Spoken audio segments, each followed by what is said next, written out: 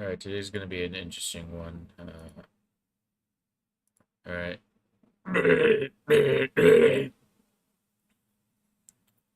Today's gonna be a funny one. Today's gonna be a funny one. Just even showing right now. Oh, it is.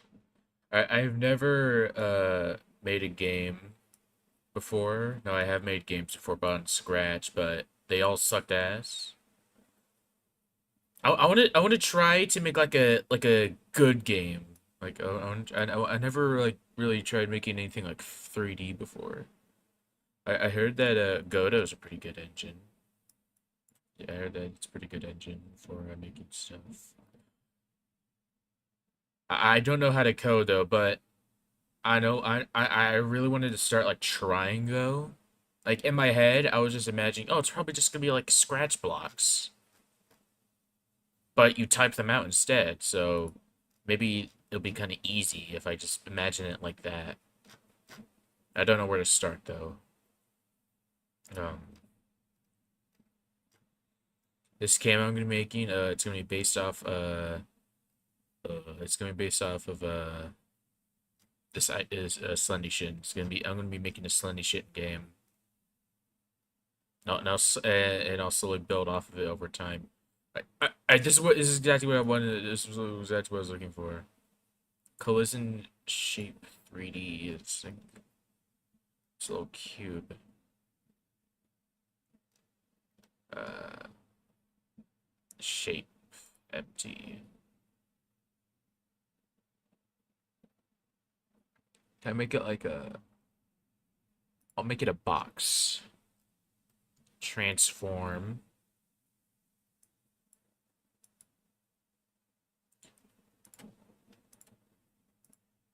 What was it? Collision shape 3 only serves to provide a collision shape to a. Please only use as a child of. God damn it. Shush. This is gonna suck. This is gonna suck because I don't know how to do games. I don't know how to do games.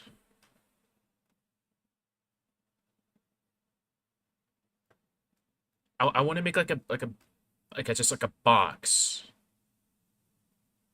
All right, dude. I just want to make a fucking box.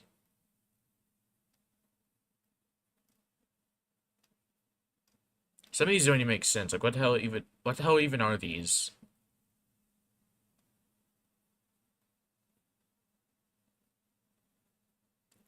World environment? I have used this engine before. I know what world environment all it really does. It's just like, it like adds like skies and lights, that type of shit.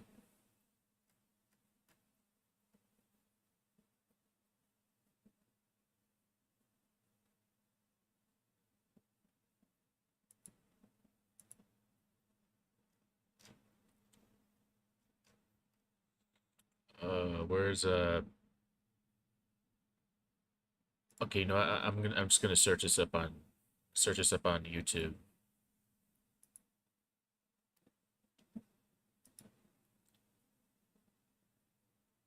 Uh, how to make a 3D game in Godot.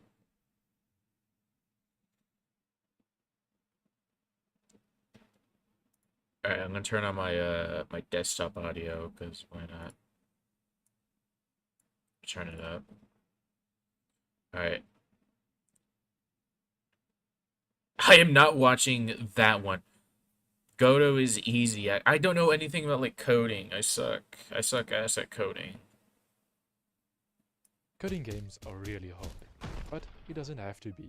That's why Coding I'm games going are to really teach you hard. everything about Why coding is it so that you loud? have to know so that you'll be fully equipped to make your dream game. Wait, this smells really fishy, man. Like, if I'm being Dirt, honest, dirt. It said sus. Guys, it said sus, guys. No, that's crazy. It said Recently, I sus, also guys. said that I'm going to give you a godot cream de la cream, the secret sauce, the mover of the pudding, and the Saludo certified game dev starter pack, which was also approved by Rubs, but he just approved it because I approved it. Let's start with the elephant in the room. Dude, that's an elephant. That's crazy. Motivation. Be extremely happy making something useless. Look at this game. It's my first game. And every time I play it, it makes me happy.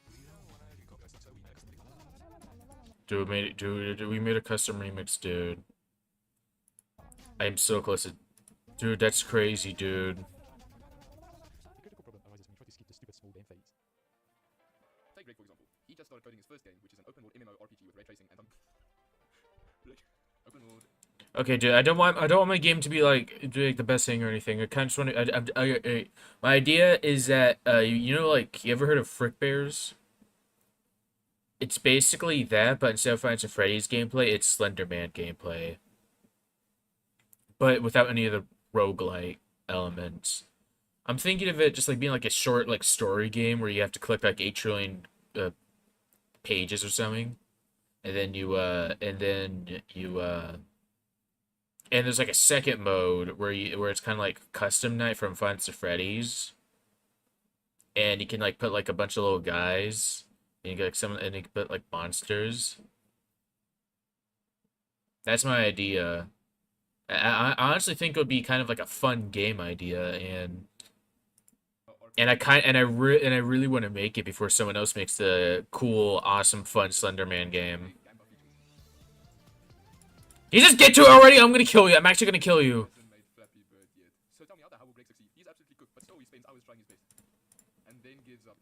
He only got marginally better at the end because he was building a pyramid topside down. Stupid idiot. Learn one new feature at a time and make that the center point of every new game. Like, please, just make a simple 2D platformer and then branch off to a top-down shooter. And then... Okay, so you have to start small. Okay. Okay, you know what? Fuck you. That was a waste of my time.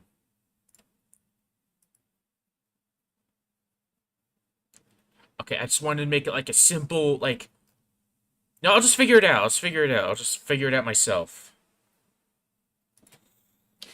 You know that's kind of how you get pretty far, right? You just experiment. No one can see the window. God damn. That's how you do it, right? You like experiment with stuff, and then eventually you get to an awesome thing. By the way, my singing monsters. I got these guys. I could have sworn something else happened. Oh yeah, I finally completed Magical Nexus, which is kind of a waste, but no one really guessed about that. Oh yeah, also I finally got a second Arcarina because like there's a breeding bonanza going on. And also I'm trying to get, and also since there's epic monsters available, I'm also trying to get um the guys for the epic box. I already got one already. It's Epic Emperor. I already got Epic Emperor. And I also just pulled this today. Look guys. I just pulled that. I'm actually wasting my diamonds. Alright, how much is it now? 450 greedy.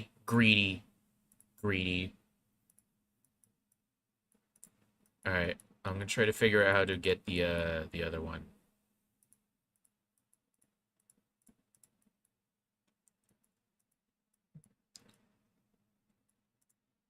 How do you get I want to get Epic Bogart. I want to get Epic Bogart, guys. I want to get Epic Bargart. Okay, try Bogart. Maybe it's like...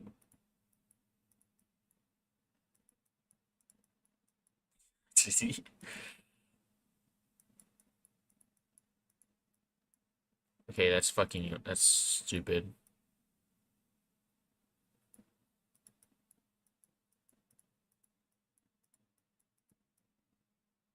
I already got that one. I already got that one. You can tell right here, look. I already got that one. No, I'm searching that one. How do you get Epic Bogart? It's... Oh fuck. Maybe I actually did find it and I just didn't know it. Alright, it's Clamble and Child Grimmer. I actually got it first try. I did get both. I did get these two second try. I used to have like 100 more diamonds, but I spent it all on epic. Alright, back to making game.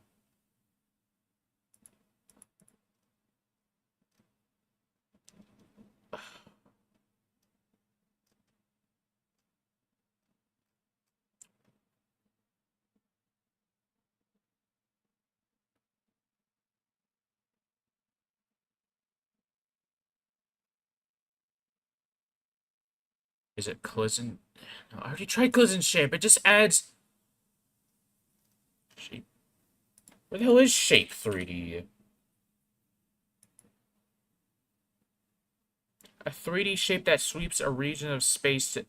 That doesn't make any sense.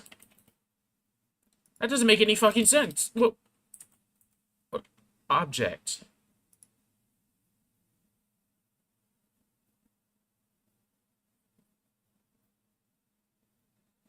Okay, I just want to make a simple player and maybe a health system.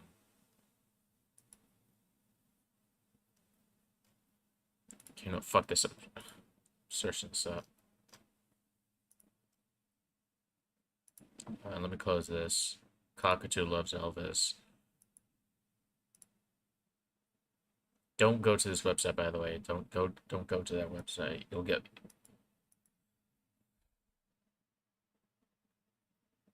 uh, it's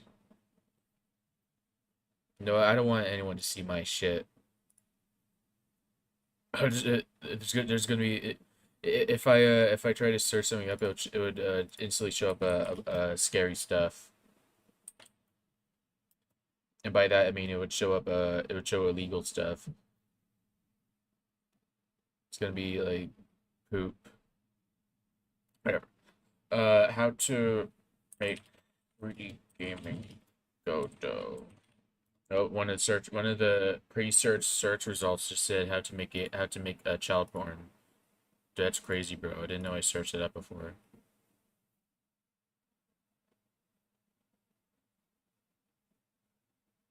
All right. So, I don't know why the fuck I didn't go to this website first. Okay, according to the thing, the game will code here is very similar to your. I want it to be like a simple camera 3D walking around game. Like Baldi.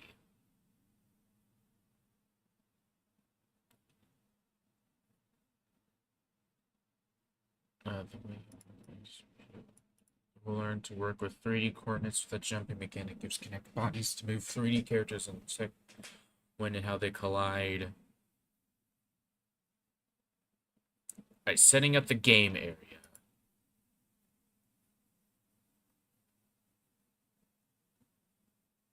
Okay, so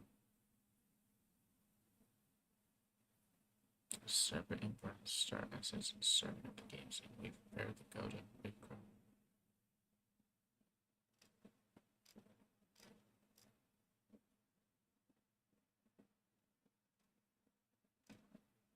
Setting up the playable area.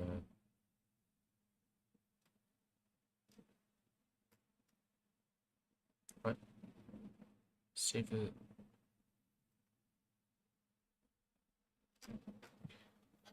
Start by adding. Prepare that out.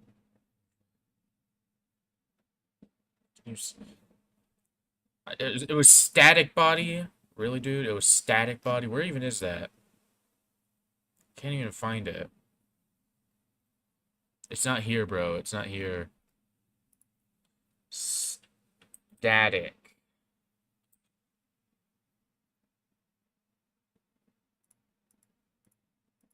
Why the hell is it like that?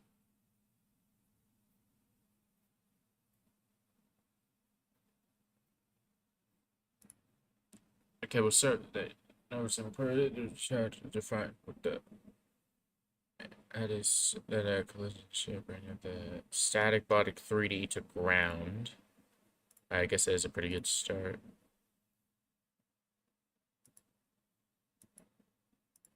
Alright, then we add a collision. Collision shape 3D.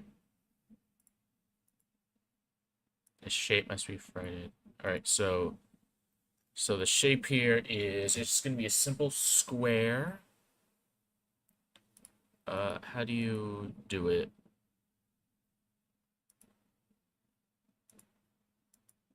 Shape. How do you make it? How do you change a square? Shape's gonna be world boundary. I guess that's a pretty good start. Yeah. Can I also set the shape here too? But no, I guess I won't be able to.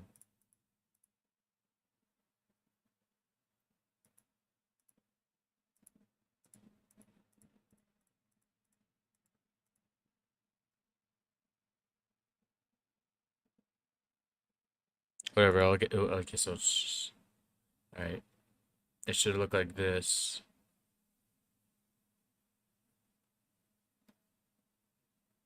Okay. Right. Set its size to mesh. God damn it! Fucking bullshit. This is also confusing to me. This is also confusing to me. And you set the shep, purple shep.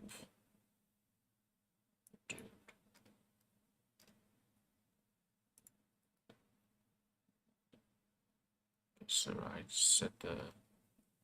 What's the scale of this? Well, I'm never gonna know.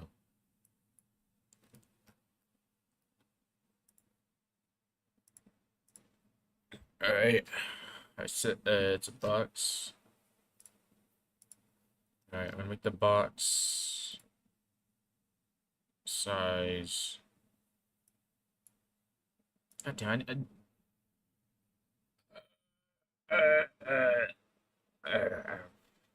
Okay, wrapping my nose right now. I say turn this to 60.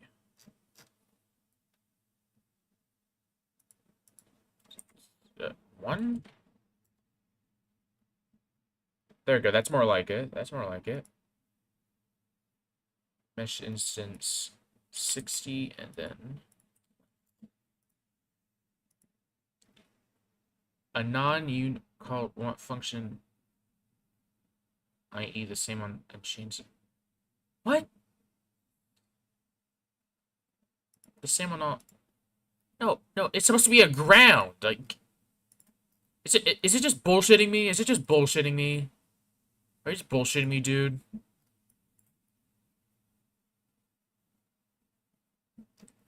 Whatever. The whole idea of it is just a collision thing, so it probably shouldn't be that bad. I already did that. I already did that. I already did that. I already did that. Alright, how do you add, like, a character? God damn, I don't give a fuck about the stupid... I don't give a fuck about the goddamn... player scene. Okay.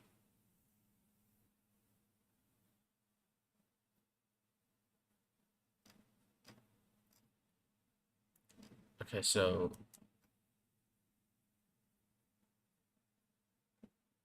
I just want to be able to move it. Okay, alright. So, what I do next is... Oh, shit. Alright, I'm gonna add a thing called a player. Oh, no. God damn it, stupid dumbass. Okay, so I add a character body 3D. Okay. Why should I code this? What's stopping me from just vibe coding it? I'm not gonna do that. I'm not gonna do that. It's wrong and bad. Rename it to player. Well, I mean, I will make it easier.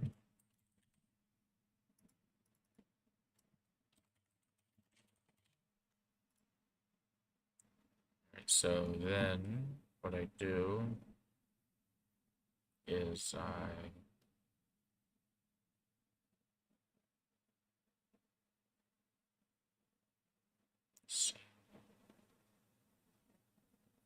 add a child node. Fuck's a child node? Add child node.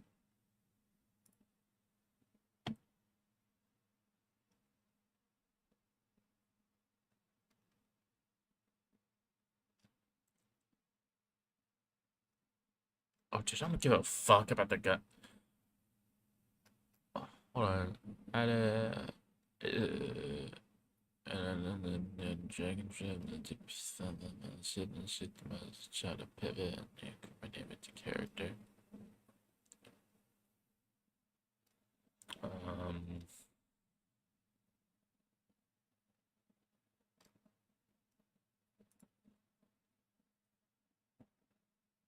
the fog.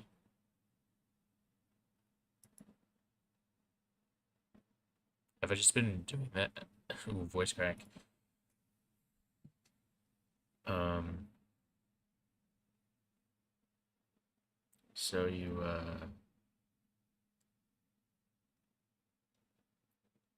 fucking input map, dude. God damn it. I forgot about the input map stuff, but it's bullshit. Uh, editor settings, input map.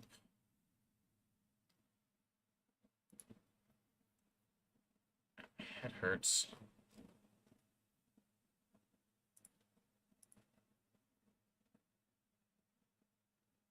Yeah, did you guys hear that? Deltarin's coming out soon. Already made a thumbnail for it. It took me 2 seconds to make it. Okay, input map, input map. Okay, so I want to add, uh, like,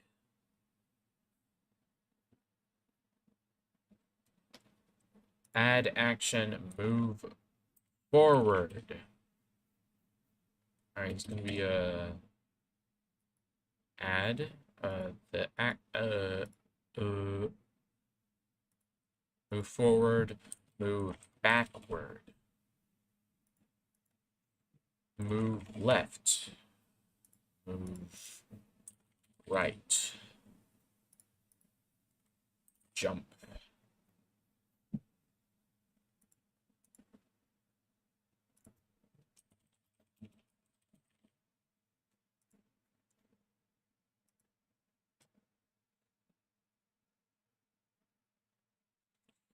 Right, there we go.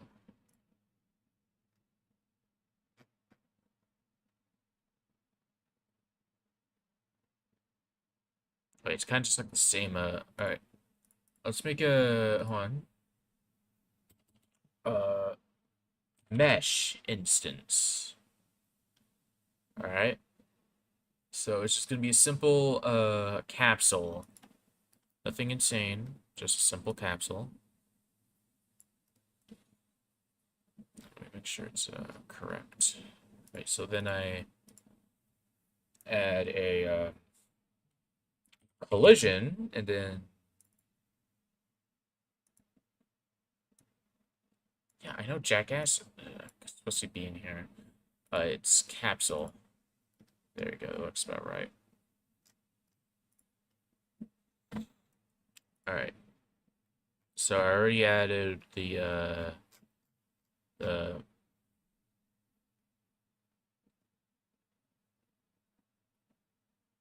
to bind a key. How do you do that?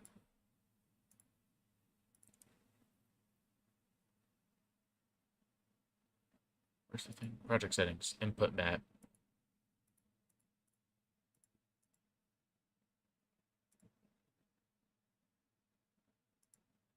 add a W.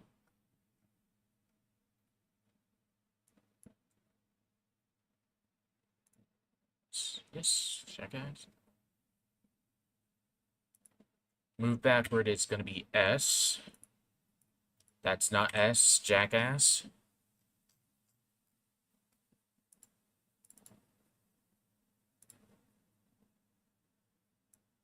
I don't know how the fuck people can make games. But this shit's hard. Specifically 3D games. Those are hard. R. And then space.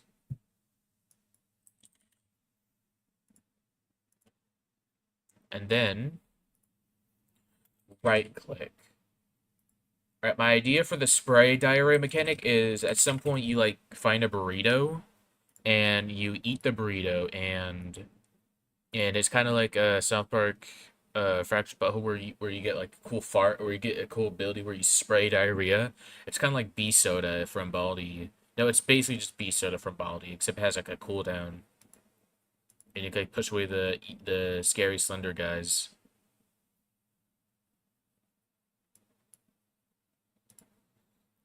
All right, so I made all the inputs. Oh, I don't care about fucking console. You know, maybe it would be a good idea to add uh like console gameplay. It would be the game would be playable on Steam Deck. No, I don't care.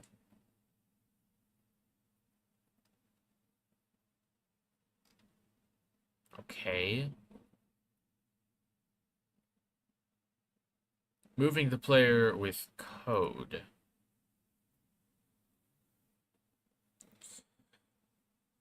Okay, so right click the player node and click attach script.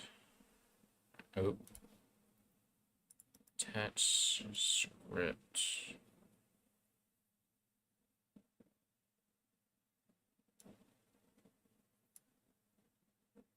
Right. Alright, then let's start with the class's properties. We're going to define a movement speed, a fall acceleration representing gravity, and a velocity we'll use to move the player. These are common properties for a moving body. The target velocity is a 3D vector combining speed, blah, blah, blah, blah, blah, blah. Let's code the... hopefully you don't mind if I just do this.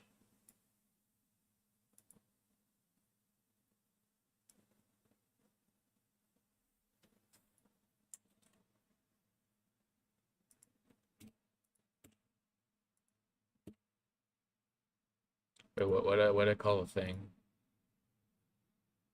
Move back. I called it move backward.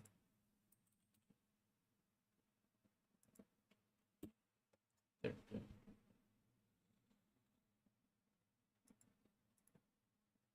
Here, instead of process, we're going to make all calculations using the it's designed functionality or physics related code like blah, blah, blah, blah. We start by initializing a direction variable to vector3 blah blah blah and we check if the blah blah blah is pressing uh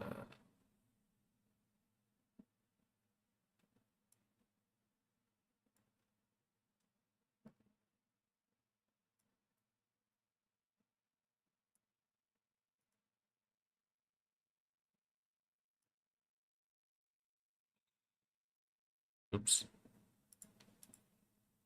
How do you just close this real quick. Oops. Error. What?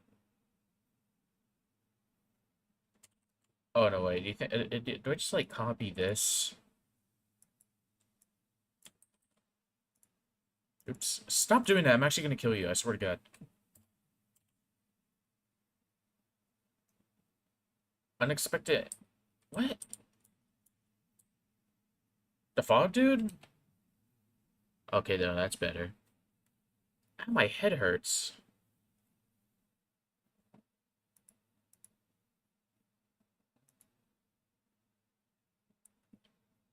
Ignore unused perimeter. The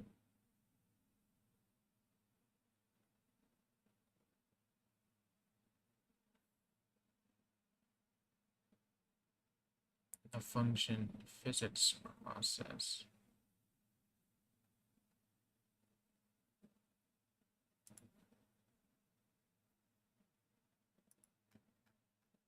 Wait, what am I supposed to do with the delta one?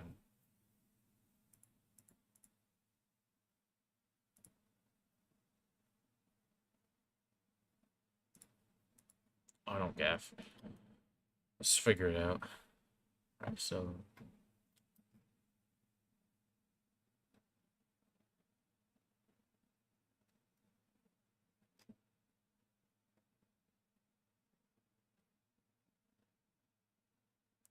then we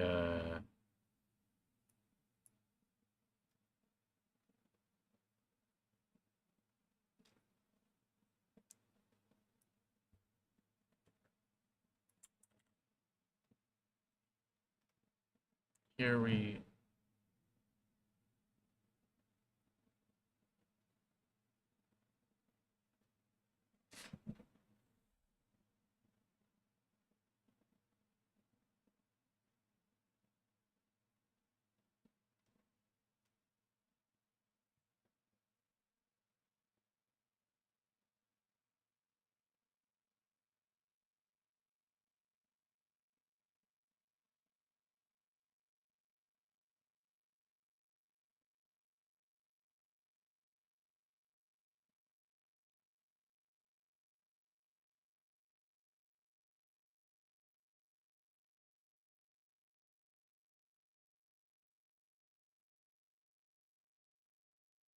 oh,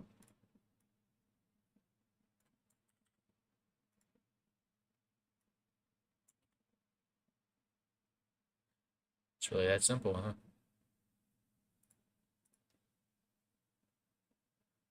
Testing our players in movement. Oh shit, no wait. Yeah, switch these. Stop it. Stop it. Stop it. It's pissing me off.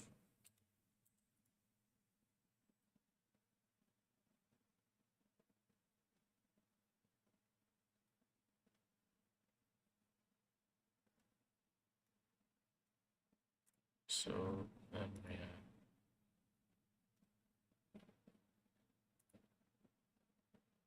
Main. But that was main scene.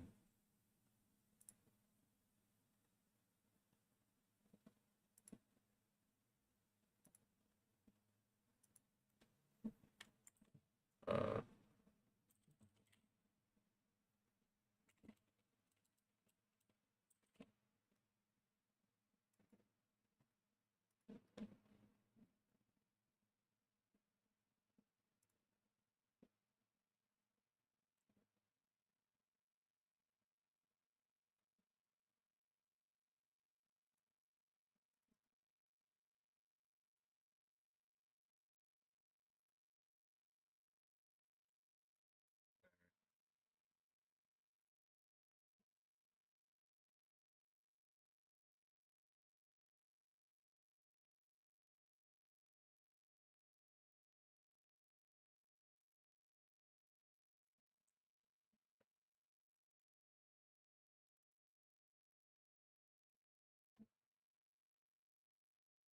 adding a camera. Set the camera next, like we did with third.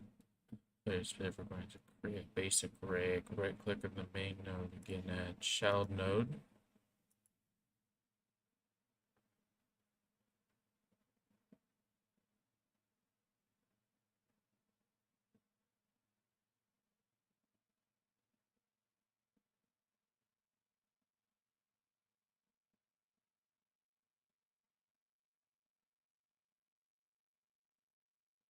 What?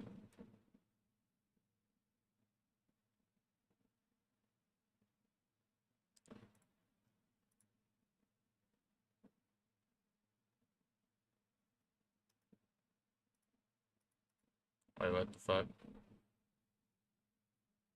No, no, wait. I don't know what to do. So you add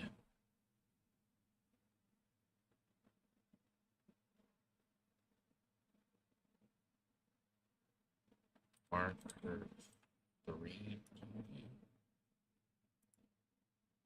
Then you add.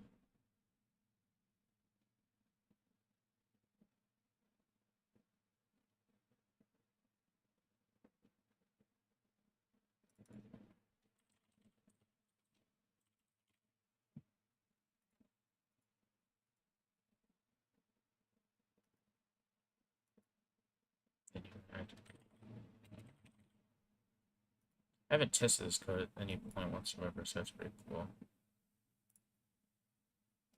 Notice the preview checkbox appears. You have.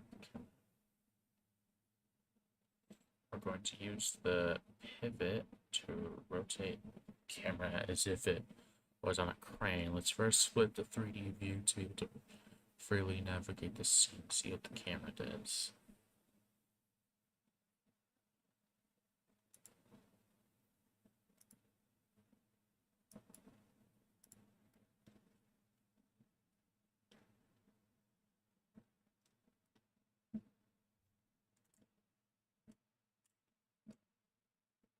Then you output error attempting to make.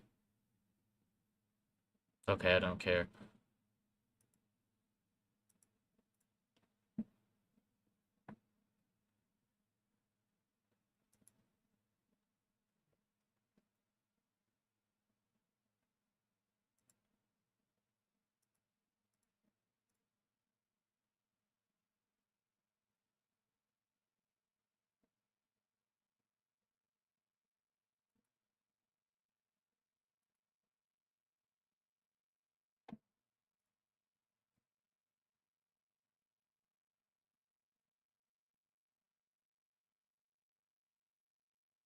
What? I'm sorry, I'm on.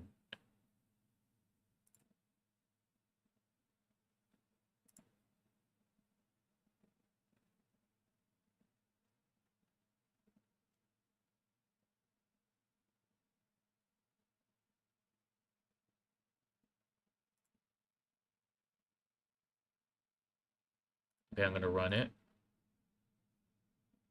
I'm gonna save first. Select current.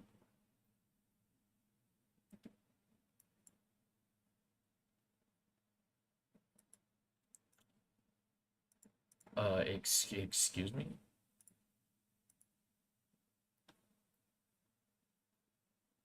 Where even is the camera?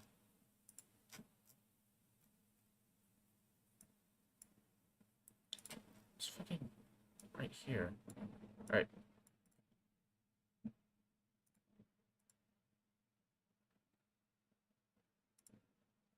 Alright, I'm gonna save it now. And okay, I can see what's going on here. Alright, I can fix this. I can fix this. Rolled environment. So now. Okay, never mind. What?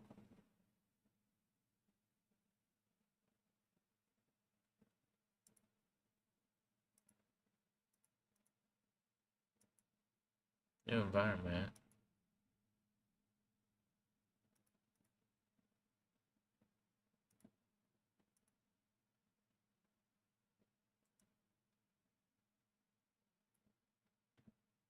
Background. Sky. The sky. Sky material. Okay, I'm confused. I'm confused. One. Give me like a minute. Hold on, I need to search up sky texture.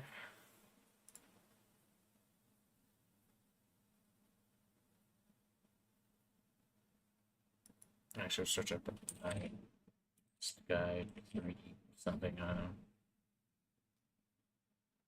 Dude, I fucking hate Sketchfab. I actually hate Sketchfab so much.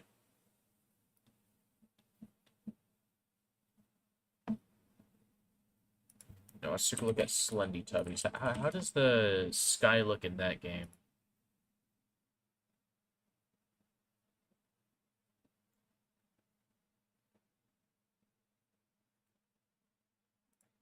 Whatever, it's probably fine. it's, it's fine.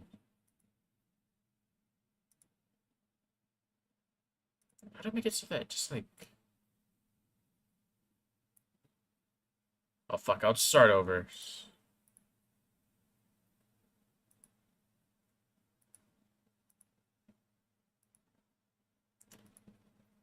Background. Custom color. I'm gonna make it... That hurts my eyes.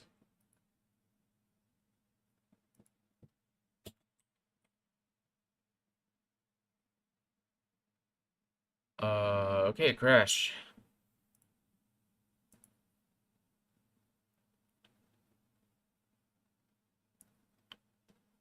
It crashed, that's pretty cool.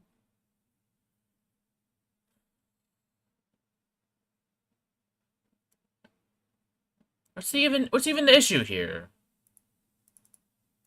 Pivot. What?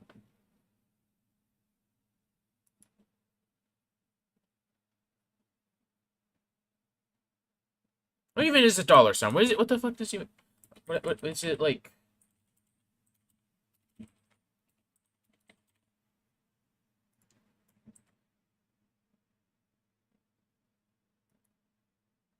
Okay. It just crashes. What's the issue? What's the issue, bro? What the fuck's the issue, bro?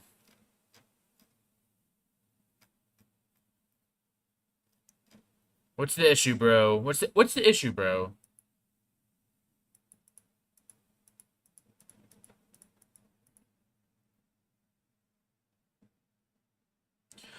God, I know nothing about... Fuck! Oh, dude. Man. It's pissing me off.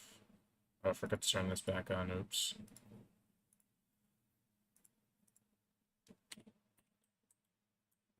Oh, maybe it's fine, actually. That's still open. Okay, I'm just... How the fuck do you make it so that it isn't just black?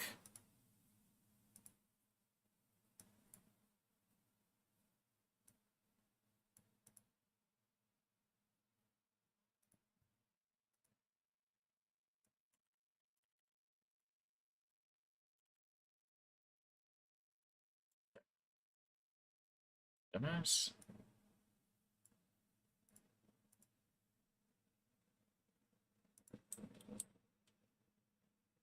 Okay, it's whenever I press W. Invalid assignment of property or key basis with the value or of type basis on a base. Base, base, base, base, base, base, base, base, and base, and base. Okay, it has something to do with pivot, but I don't know what the fuck's wrong with it. Does it say in the goddamn fucking wiki? No, it doesn't. Of course. Why would it ever? No, wait, that's the wrong thing. Okay, it mentions it like a total of... That looks in the... What?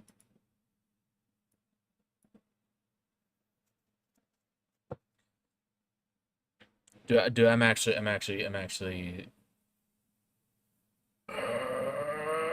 Should just search up a tutorial on YouTube. Would have been easier. Even then, somehow I probably would fuck it up.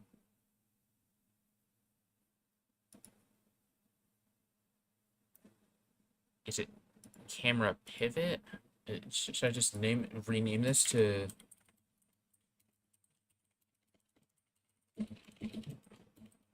Shift keys not working. Yeah, that's how you spell camera. That's how you spell camera. All right, does it work now?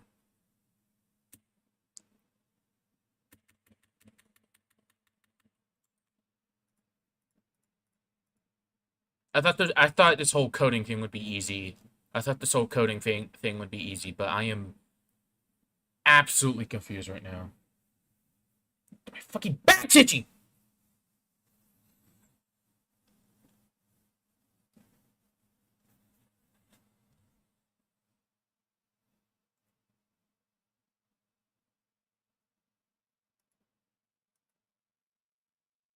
Node not found.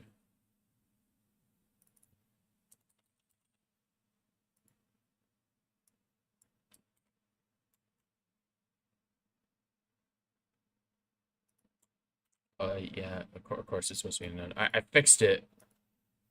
I just renamed it to pivot, so maybe I'll invalid assignment property or key basis. Okay, so the issue is that it doesn't. It's looking for basis, but it's not finding it. Is that it?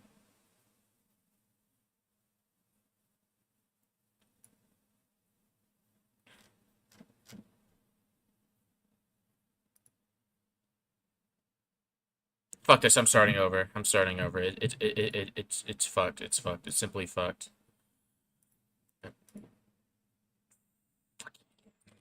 Damn it. I fucking hate this bullshit. So I'm just gonna search up a tutorial on how to make a 3D game, and I'll just continue from there. There we go.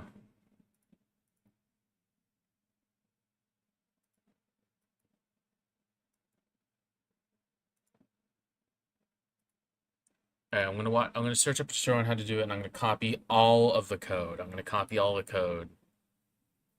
So when you're creating a 3D scene in Godot 4, what you're going to want to start with is creating a world you can walk around on.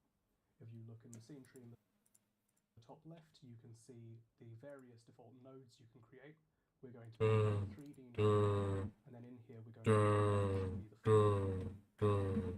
So with this node 3D selected, we can either click this plus or hit Control and A, and then we can create a new node to have as a child of that. We want a mesh instance. This mesh instance is going to be our floor. So to be a large flat area, we can choose a plane to be our mesh. In the inspector on the right, with that mesh instance selected, there is a mesh property that's now visible. You can click the drop down to the right of it here, and you can select a new mesh, or in our case, a plane mesh. This plane mesh is about 2 meters across. We want that to be a bit bigger so we've got some more space to run around, so let's increase the size to 20 by 20. There we go, we've got a big old plane now. If we click this mesh button at the top of the view with that mesh instance 3D selected, we get some options for useful default actions for mesh instance. What? There we go, we've got a big old plane now. If we click this mesh button at the top of the viewport with that mesh instance 3D selected, we get some options for useful default actions for mesh instances. And the one we want here is create Trymesh static body. What? This mesh button at the top of the viewport with that mesh instance 3D selected, we get some options for mesh button. There we go, we've got a big old plane now. If we click this mesh button at the top of the viewport with that mesh instance 3D selected, we get some options for useful default actions for mesh instances. What is he using? Okay, well, he's gatekeeping it, of course. Of course he's gatekeeping what type of thing he's using. I'm using mobile, so that the game doesn't run that hard. And the one we want here is create Trymesh static body. What that will do is it will create a static body, and it will create a collision. Okay, alright, yeah. Oh, no, wait, dude. I'll have to do is let's... shape and the same shape as our plane. So I click that, straight off the bat, we get a static body, and we get a collision shape. Okay, is it like different? Is it just like isn't static body child? Okay, this is bullshit. What?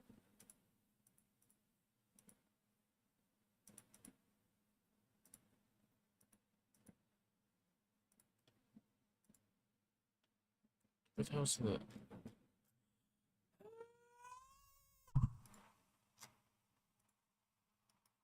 It didn't do anything. It didn't. Oh, how come he gets it and I don't? How come he gets it and I don't? I guess I'll go fuck myself then. I guess I'll go fuck myself. Plane.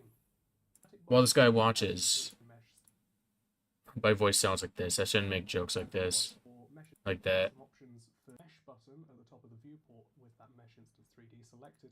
We get some options for useful default actions. Useful default actions. So my thing came like this. It came like this. For mesh instances, and the one we want here is create Trymesh static body.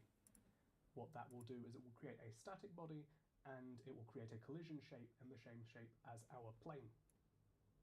So I click that, straight off the bat we get a static body and we get a collision shape, and that will let our player stand on that and not fall through. Whatever. I'll just assume it's fine. I'll just assume it's fine. You have a few choices for nodes that are useful for creating characters. Either character body, if we go to body in the add node section, if I search body in create new node, you can see we get character body and rigid dynamic body. I really like using rigid dynamic bodies, but the staple for creating characters is character body. Rigid dynamic body has lots of physics built in, so it's useful for things like bouncy balls or projectiles or things that Durr, to interact with. durr, Ragdolls, it's useful. durr. Just use a character body because you get a lot of fine-grained control over how the player will move. So it's creating your character body. Maybe we should just stick to Scratch games because I'm like untalented as shit. Hit Control A again, and let's add a mesh Control instance. Mesh And this time the instance. mesh instance can be a capsule.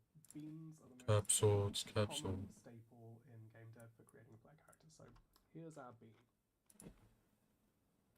You'll notice our bean is clipping through the floor at the moment. We can just select our character body and click the green arrow and drag to move everything up a bit so we're not clipping through the floor anymore. Now in the same way as we created our static body, we need to create a collision shape for our player so that they won't fall through the floor. With this capsule selected, let's click that mesh drop down again, and then this time let's create a simplified convex collision sibling. We What?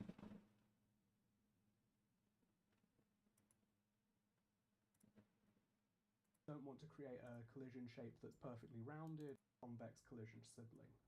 We don't want to create a collision shape that's perfectly rounded, it's just going to have a lot of needless triangles. So when you create a simplified one, if I just hide that top bit, go forwards a bit and look around, you can see at the top here we've just got a much more simplified shape. It'll be more performant. So we've got our player, we've got their mesh, and we've got the That hitbox just a diarrhea in a can.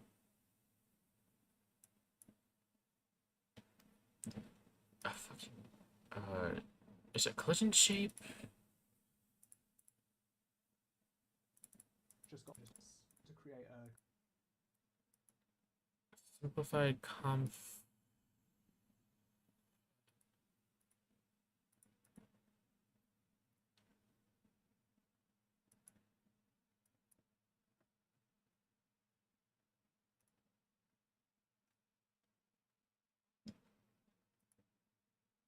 No, fuck it, I don't care. It's fine. I'll probably be fine. I'll probably be fine. It creates a lot of needless triangles. Who cares? collision shape that's perfectly rounded. It's just going to have a lot of needless bit. For our player, we've got their neck. We'll be able to look around. Let's go into 3D, and I'm going to call that neck. If we double click on the node itself over here on the left in the Neck. scene tree, we can type in a name. So I'm going to call that the neck, and I'm going to move it. Why would you do that? And that's about where I'm going to position the camera. It's also worth noting the camera is going to be inside the beam. interior faces cull by default in Godot. So there's no risk of us seeing the bean from the inside, although there is stuff we can do to make the outside of the bean invisible to the camera if we wanted to make the camera move around a lot. But in its current state, there's no risk of seeing the bean from inside. So now we've got that neck at the right position, we can hit Control A again and we can add a camera 3D. And we can add a camera 3D. And you'll see we get a magenta shape indicating where the camera's looking in the viewport here. And if we click this preview button in the top left, we will be able to see what the camera can see currently, which is parallel to the floor view, straight in the negative Z direction. So we're now at a point where we can try out our scene and see how things look when we run it.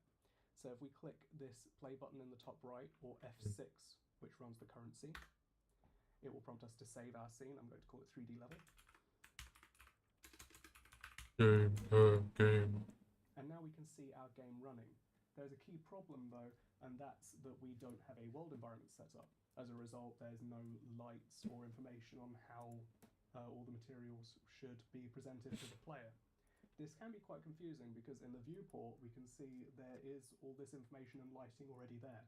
And that's because scenes in Godot have a preview environment that's set up just to make things easier to develop in without needing to add an environment to every scene you work on. Shut up! We can add that preview environment to our scene with the 3 dots at the top of our viewport.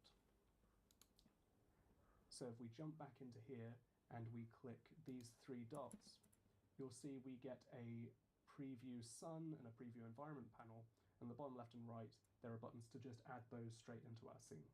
So we can click add sun to scene, we can open it up again and we can click add environment to scene. And now you'll see in the top left of our scene tree we have a world environment and we have a directional light. Now if we run the scene again, it will look as we expect. This is one key change from Godot 3 to Godot 4. In Godot 3 there Now if we run the scene again, it will look as we have a world environment and we have a directional light. And now you'll see in the top left of our scene tree, we have a world environment and we have a directional light. Now if we run the scene again, it will look as we expect. This is one key change from Godot 3 to Godot 4. In Godot 3, there was a default environment in the file system that had this information that would automatically run in every scene you run. That was removed to make the file system less busy, but it means you need to know about this approach to adding. So now we've got our environment and camera set up, we can start focusing on making our player move. If we click on our character body, and then we click this little picture of a scroll with a green plus at the bottom right, we can add a new script to that character body. This is what's going to control how our character moves and how our camera works. And one of the other nice things in Godot 4 is there are templates for scenes built in. So right off the bat, if I click Create Now, there's this template for basic 3D movement. I'm going to want to name this script quickly to player, and then click Create. You'll see we've got a full script already in here, about 32 lines long total. And what this does is it allows our character to move and jump with the arrow keys and spacebar. And even just with that, if I run the scene again, you can see I can move left, I can move right, I can jump, I can do all those basic things. Which is nice enough, but the arrow keys aren't really ideal. We probably want W, A, S, and D. So to change the input to use those custom inputs, we need to go to Project in the top left and jump to Project Settings. When we're in there, there's a tab called Input Map. Here's where we can define new inputs by their name and assign what keys control them. So we can have a forward action, a back action, a left action, and a right action. And then for each of those, there's a plus on the right. You can click Add Event over there and enter the input event you want to control that input event. So if I hit W, whenever the player presses W, we will get that forward input event being fired off. Let's click OK, and let's repeat for the rest of them. So for back, let's add B. For left, let's add A. And for right, let's add D. I must have said D twice there. I almost said I did. The backwards plus S. Okay. So now, if we scroll down in this bit of code that's already made for us, there's a part where they get our input direction, this var input line. It then takes a bunch of inputs defined by us and will create a two-dimensional vector that represents the way we want to move, basically. Swap out the inputs for our new ones. It will just work as it will work as it did previously, but with our buttons. So let's replace UI left with left, UI right with right, up with forwards, and down with back. And now if I run, W moves forwards, S moves back, A moves left, and D moves right. Now all that's left is getting the camera hooked up. So our camera has a neck pivot. That's because we want to keep the way we're rotating left and right separate from the way we're rotating up and down, because we're going to use the way we're rotating left and right to figure out what way forwards is when we're telling our player character to move. So if I go up to the top, we need to define the two nodes we want to get access to, that being the neck and the camera. Godot 4 uses annotations to do this. There is an @onReady annotation. That replaces onReady from Godot 3. What? And after that, let's use repeating left and right.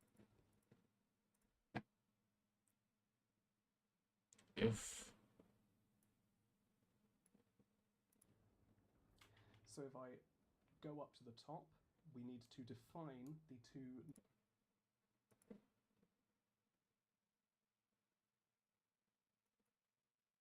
Oh, fuck no. Nodes we want to get access to, that being the neck and the camera.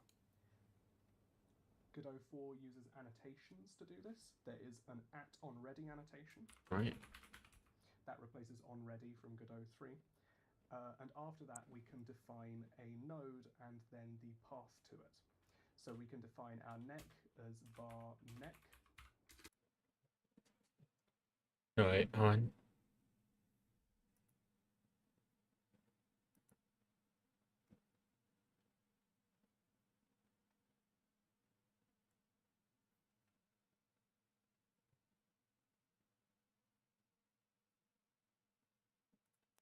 There is cam want to get access to, that being the neck and the camera.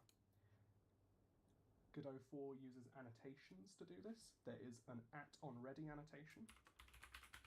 That replaces onReady from Godot 3.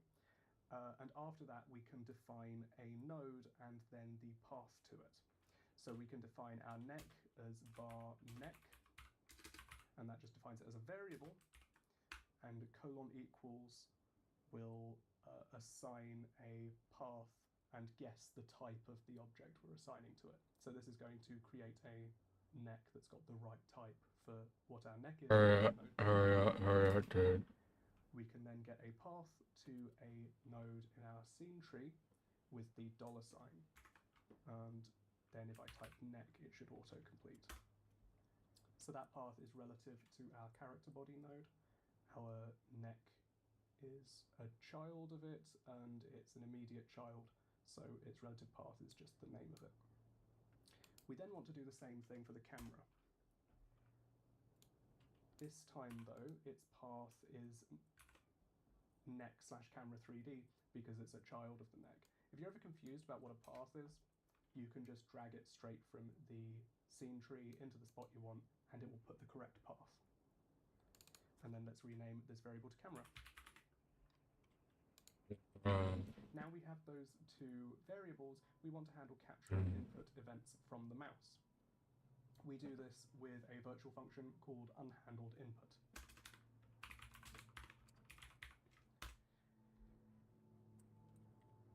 So what unhandled input does is it listens for every input event that happens, and it calls it for every function that has an unhandled input event virtual function, and we can narrow down what the event is to figure out what just happened. We want to capture the mouse, so we can actually listen to what way it's moving left and right.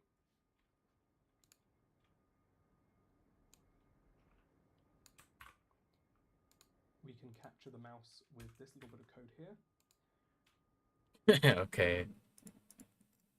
Better have that in the fucking description. I swear to God, I will kill you. It will fuck off.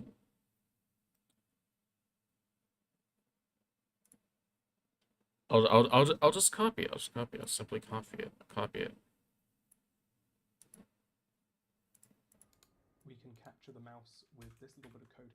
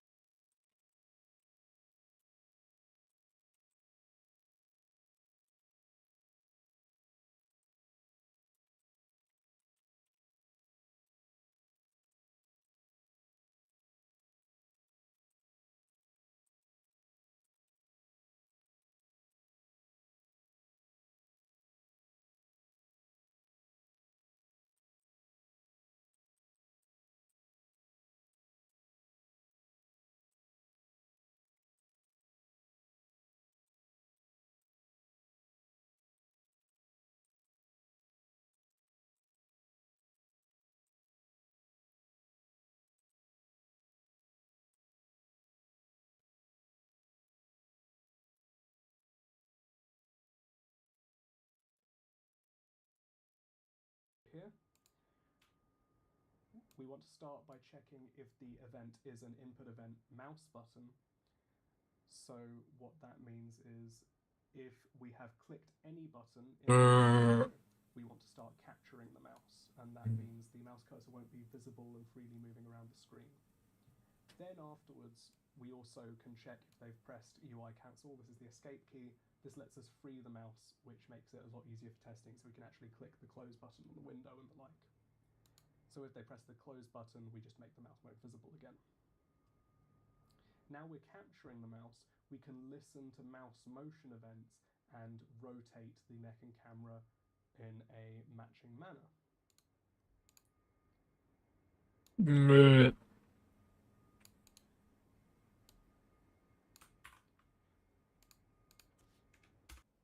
So I can then go and add this little bit, and we can check if. So I can then go and add. Dog. Dog. Dog. Dog. Dog. Dog.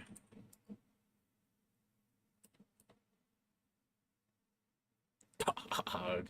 Great, great. I have to type more now.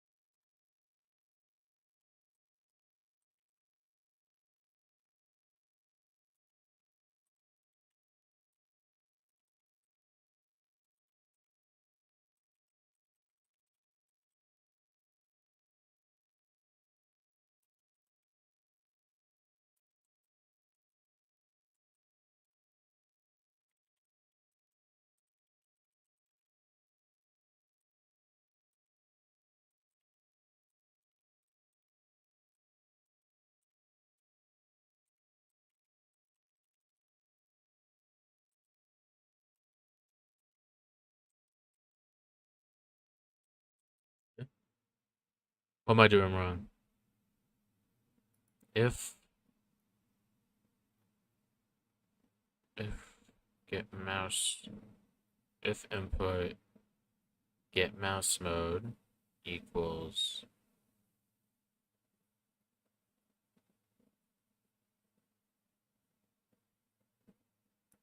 Wait. That's not right.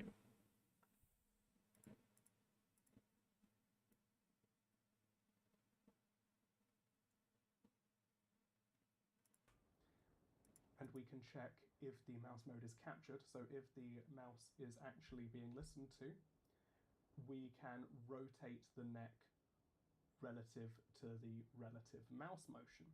So whenever an event is an input event mouse motion, we will get a relative property. If you hold control and click on input event mouse motion, it will go into the documentation for that specific object. Ow. And you see we get a property. Scratch my finger on the This relative property gives microphone. us an X and a Y value for how far our mouse has moved, either left and right or up and down, in this specific input event. Okay, what did I do wrong? Because, like, As moves, we what the fuck did I do wrong? It's if input. It's the exact same code, by the way. It's like, what? Wait.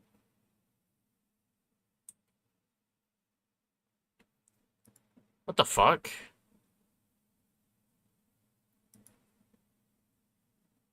That fix it? Okay. subtract how far we've moved left from rotate Y, and that means that our neck will rotate left when our mouse moves left, and will rotate right when our mouse moves right. We want to multiply that result by a very small number, because this will rotate in radians, so about 3 is almost a full rotation.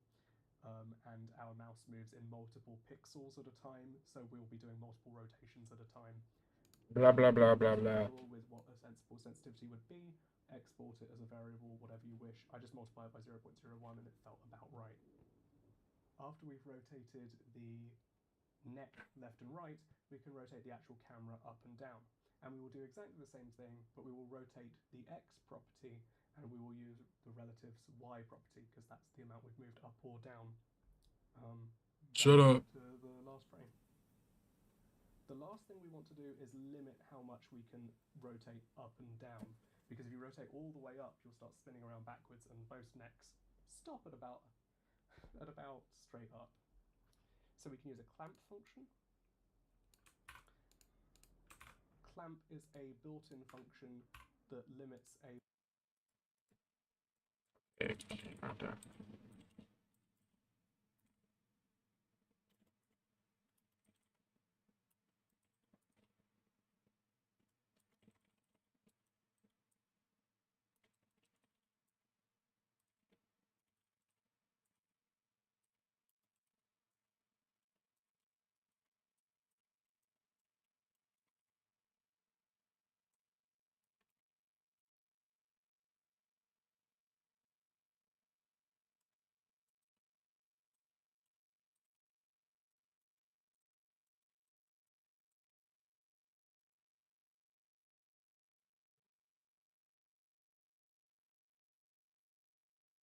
Wait, what?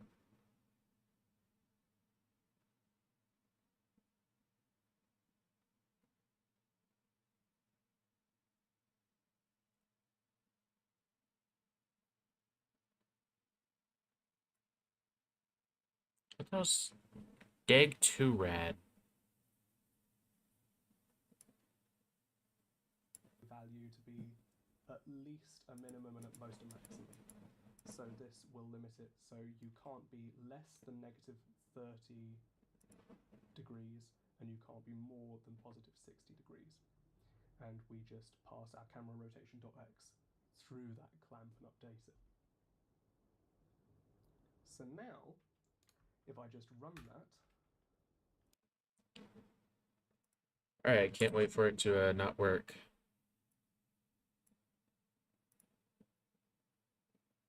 Yep, knew it. Okay, alright, is it underscore? Alright, I'm gonna try this. I'm using a different version of it after all, so maybe it'll work. Unable to write... Or... Okay, there we go.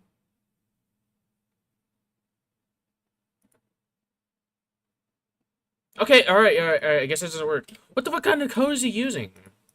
Bullshit code is he using? Dig to. Oh. Oh. No, I know. I was almost right there, but my dumbass fucked it up. It's dig to rad. There you go. That fixed it. Now it should work, right? Oh, that's way too fast.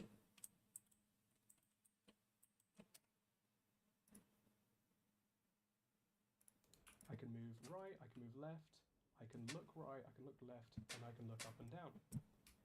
And I can jump, and you've got pretty much a whole character controller. But you'll notice a key problem, and that's no matter what way you look, forward is always in the starting direction, left's always in the starting direction, and right's always in the starting direction, and back's always in the starting direction. So what we need to do is we need to make it so that when we push W, we go forward in the direction the camera's pointing.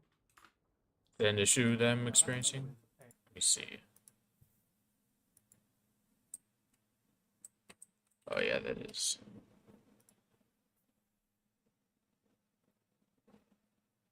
basis. At the moment, our game script is calculating the forward direction using transform.basis. Basis is part of an orientation, and it pretty much tells us what way we think is forwards. And at the moment, it's using the root of our character, what way that thinks is forwards. What we can use instead is we can use what way the neck that we've rotated around thinks is forwards, and then move in that direction instead. So what we do here is we pass in neck dot before head. So what we do here is we pass in neck dot before that. So instead of using the transform of our root What? character, we will use the transform of our neck instead, which has rotated into the appropriate direction. And we need to get rid of this colon because it can no longer infer the type.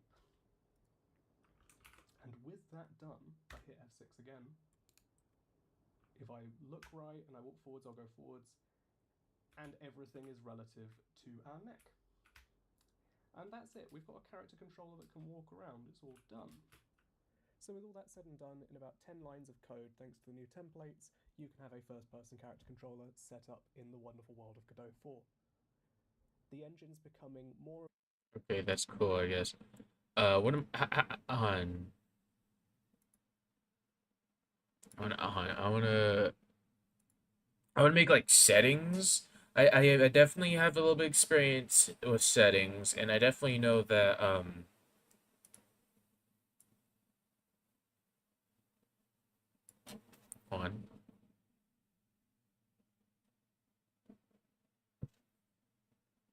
And I definitely know that at some point I could just like change this value right here.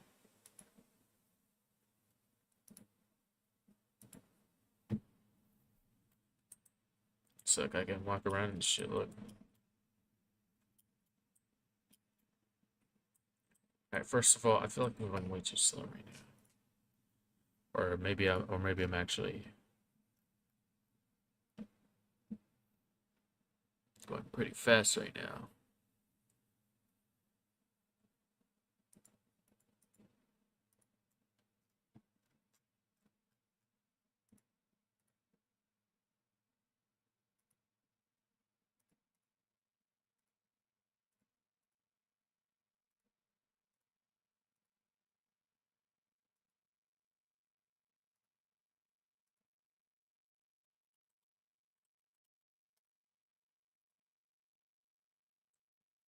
Excuse me? Some color. Oh, wait, I'm sorry, try it now. How do I instantly?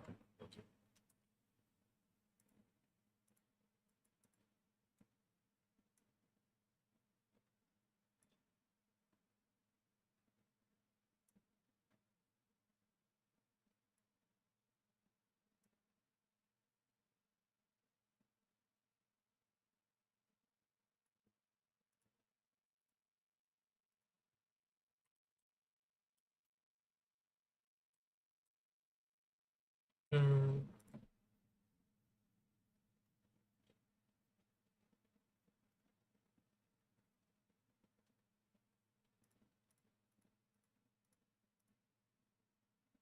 How do you add textures?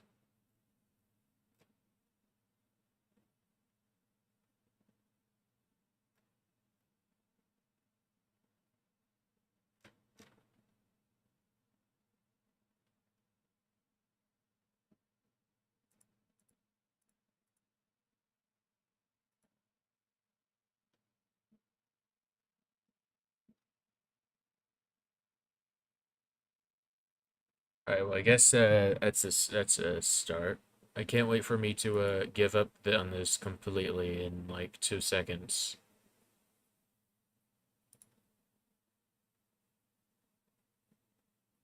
How do you add a texture? I want to add like a little I want to add a simple grass texture.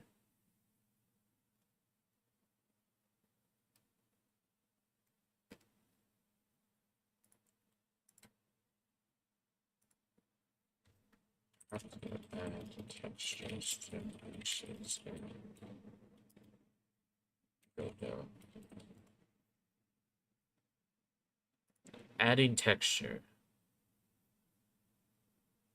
Never mind. No, it's just a forum.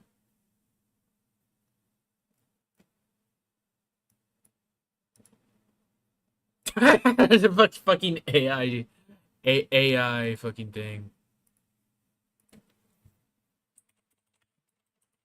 My iconic AI treasure chest. 3D texture.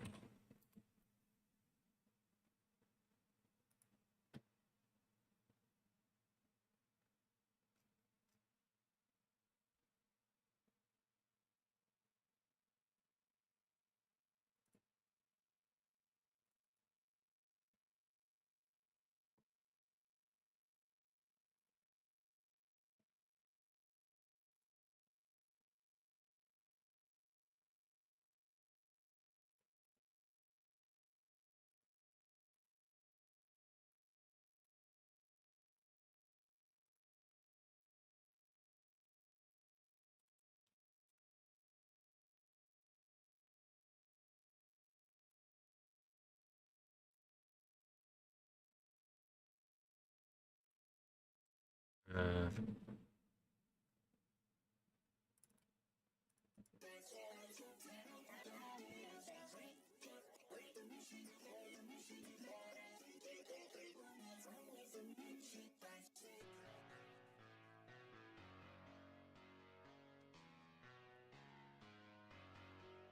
no, where's this guy's?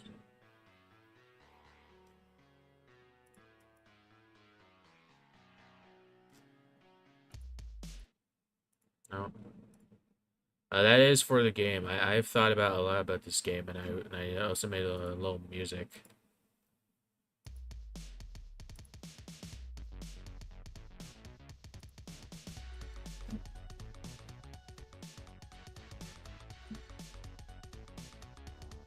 Guys, look, I made music.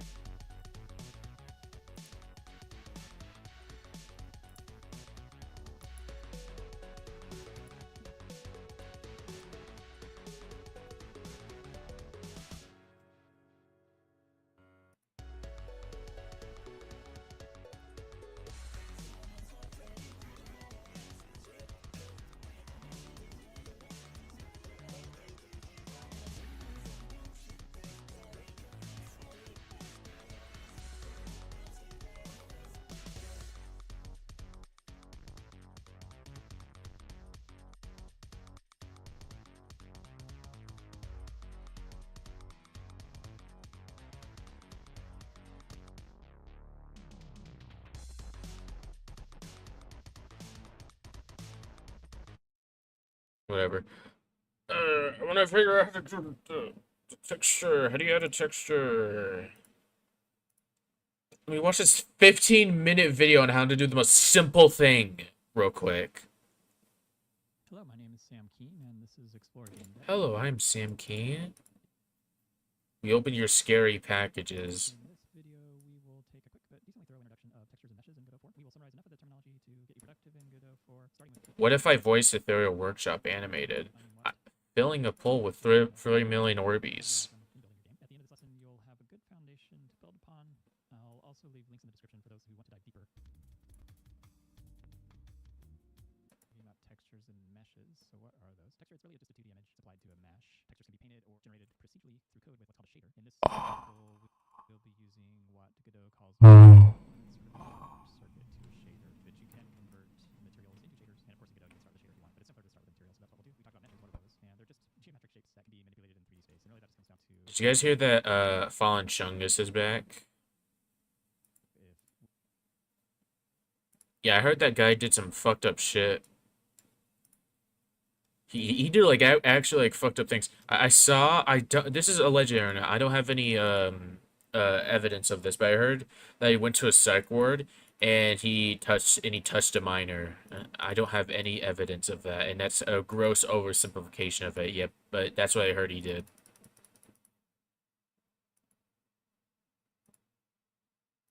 I definitely have seen some other things he's done. I have definitely seen the iconic thing he did where he draw like I don't know, a character that's like a child with like a fat ass. I've seen it. I've seen it. It's fucking disgusting. What else did he do? I remember that one video where he was like, where there were like a bunch of people talking to him, and he was like, it doesn't fucking matter. On, I don't know I don't know why the fuck. Gonna be honest here, that they'll let anyone have a fucking platform if they're funny. I swear to God. I saw a post he made. It's the one where it's like, I'm a chud, I'm a fat little chud. You know that one? I saw it, and it has like 10 trillion likes for some reason. I don't know why. Like, what? Why is he back? To be honest here, I feel like he shouldn't be back. I feel like he should be going to hell, because that's where he belongs.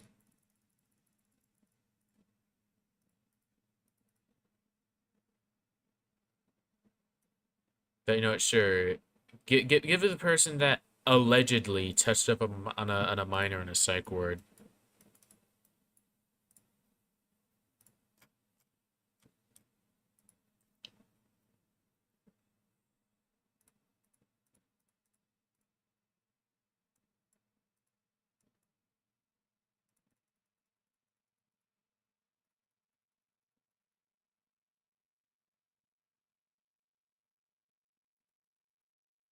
I remember one thing he said, where his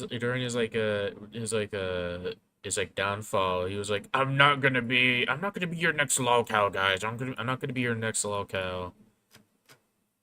Does anyone remember when he said that? I remember. Pepperidge Farms remembers.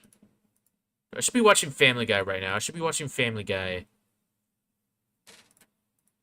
No, Family Guy is kind of boring, honestly. I should be watching SpongeBob or Young Sheldon. I should be watching one of those shows. I should be doing anything other than this. Gotta be honest here, I kind of find game development kind of fucking boring. It would be way funner if I just got someone else to do it, but unfortunately I'm poor and have $0 and have like no connections whatsoever. Oh yeah, by the way, this is the Tribeman. This is the Tribeman. This is me. I'm gross hand job because I got Fantle and decided to name myself that. I'm level 100. And you know what the cool thing is about this tribe specifically? It's like top 30. It's like top 30 right now, so or top 28. It's top 28 right here, look guys. And there I am right there. Isn't that crazy, guys? Isn't that crazy and wacky? I'm almost done with my Wublin Island, by the way. I just need like this Drumble done, which only really needs like a couple things, and I'll need this one done. After that, I'll start doing work on these things, and work on these things, and I'll work on these things, and I'll work on everything else, and then maybe I'll work on these. I still have a lot to do. Oh yeah, by the way, hold on. I need to talk about something real quick. I just found this out. Apparently, Epic Tempa and Epic Bon Appetit for some reason require Epic Fire Expansion monsters. Like, I'm not kidding. They legit require Fire Expansion monsters, which is bullshit in my opinion. Like, this fat piece of shit requires Epic Bisonoris. I mean, yeah, you could just use wildcards to get them, but like that's kind of bullshit. How they require Fire Expansion monsters.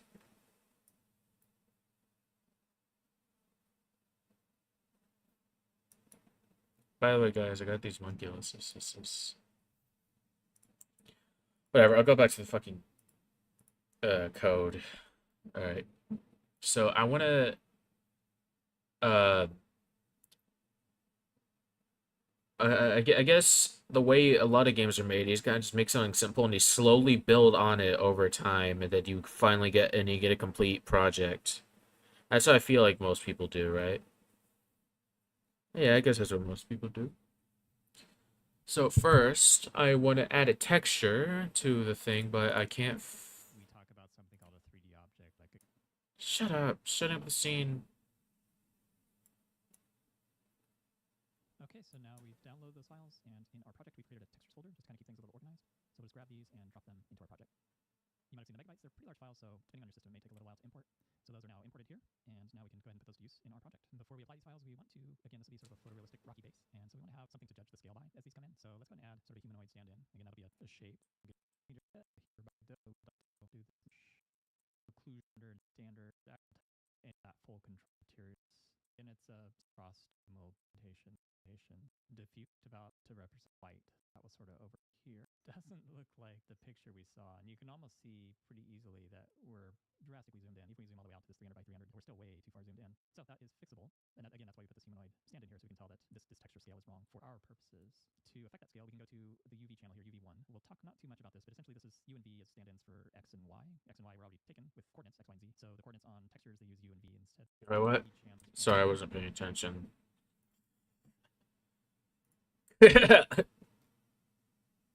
Alright, so according to the thing, you, what? Is it visibility? Is it process? Is it... What the fuck? I really wasn't paying attention. What the fuck is he doing? It will do the same thing. So now let's get to what we came here for. Applying these.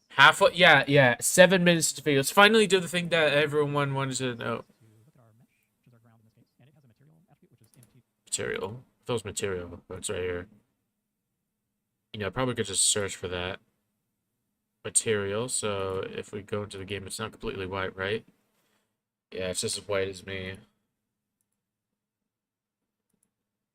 Alright, I'm gonna real quick download a Half-Life grass texture. I can like I'm just gonna take like Half-Life fucking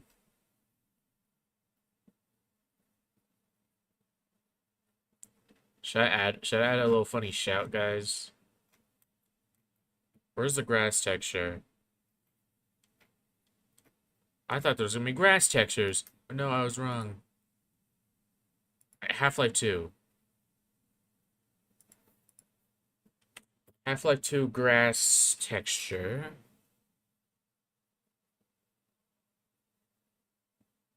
Alright, I'm gonna go for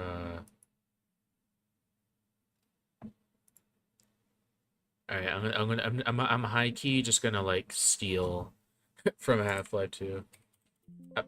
I mean, Half-Life source code is basically like fucking like free for me to do anything with, right? Environmental maps. Whatever, fuck it. Half-Life 2 Spreader's resource. Materials.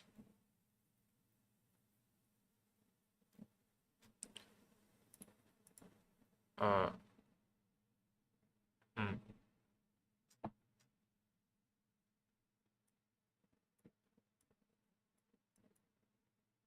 Bullshit. You know, let's take this. Let's take this, guys. Give me this.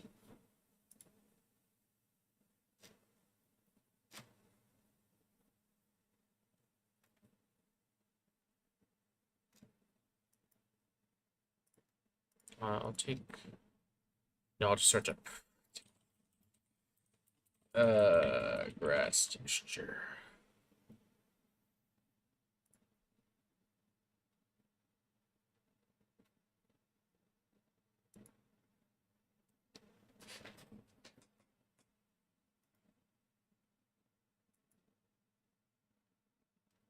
Hold on.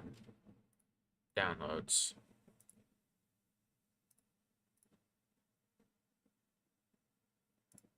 Alright, so then I just kind of wait. Texture. There we go. Alright, then add this. It's a JPEG, but I'm pretty sure that's fine.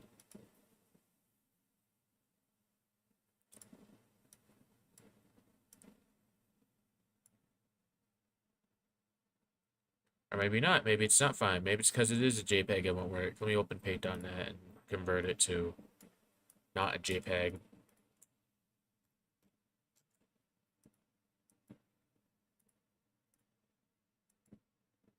There we go.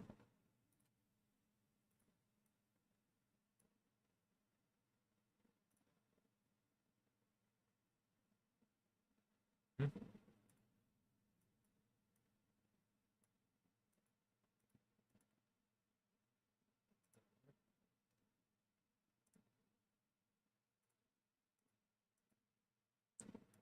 I just like texture this. Oh, that looks like dog shit. How do I fix that?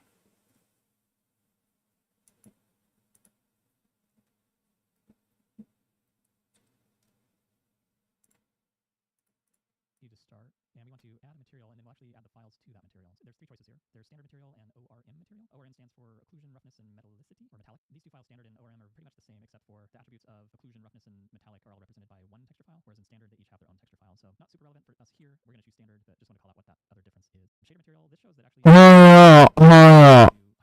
Dude. so you can start out with shader and just do everything from scratch. You can also take Dude, quit! now we run here. So here, drastically stand in here about like it is here trail that we saw before. Go out to about 6. Oh, scale? Where's scale? Where the hell is scale, dude? I'm just gonna turn that down. Where the hell is scale, dude? UV1. Scale, turn that to 60. Okay, that looks worse. Let's do 10. Dude, that is such a limiting fucking camera. Holy shit. Oh, I need to fix that. Alright, but as you can see here, there's that kind of grass texture I've been wanting. I need to fix that. I need to fix that. Hold on, where is it? It's like right here, right?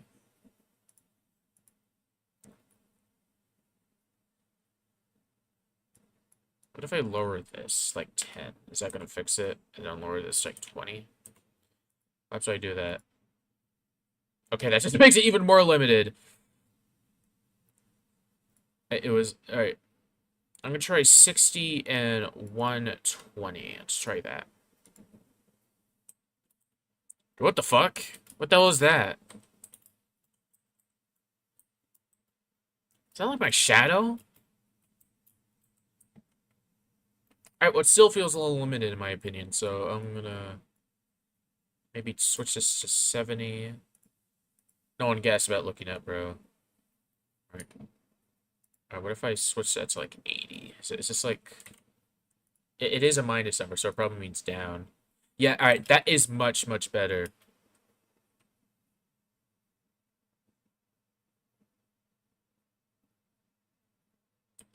There you go. I don't know what the fuck this black thing here is. I think it's like the shadow. So maybe there is like a little bit of a like, and also the fucking gravity has been pissing me off.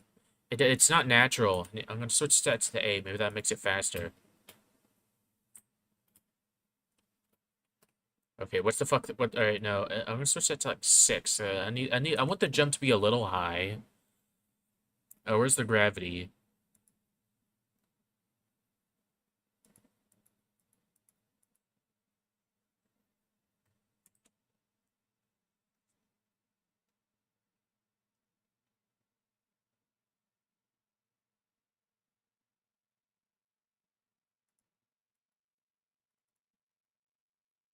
What the hell does this mean? Uh, uh, what the fuck does this mean? Like, dude, like, hold on. What does delta mean?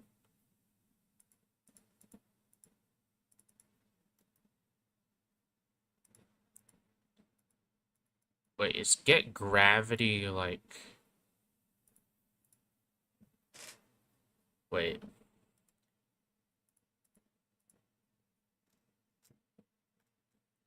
You know what? I'm just gonna code it myself. I'm just gonna velocity. I'm gonna try 10. What? Maybe delta is the one.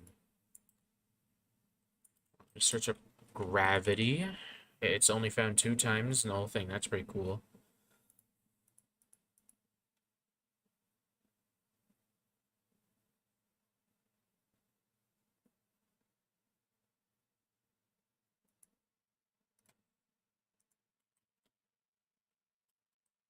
Gravity is pissing me off. How do I fix that? How do I fix that? The gravity is absolutely. What happens if I switch delta? What the hell does that do? Okay, I found it. I found it. I found what makes the gravity what it is.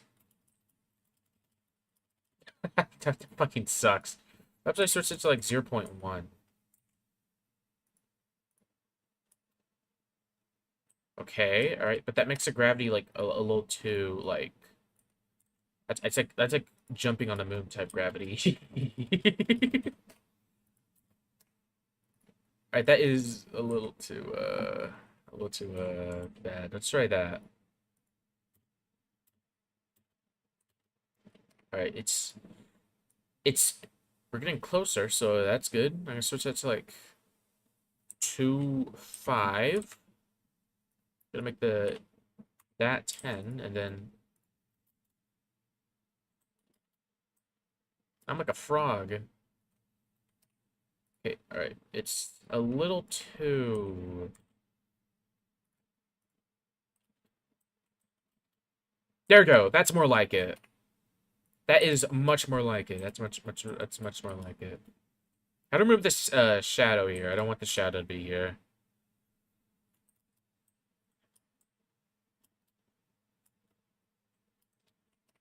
Right. The jump's a little too high, so maybe I'll switch that to like 6.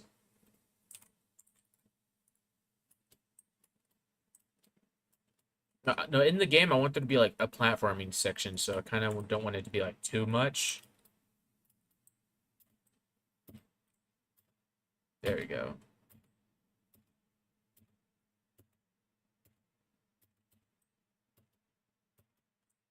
This is kind of fun. All right. Now I gotta find out how to change the sky, or figure out how to get rid of the fucking shadow.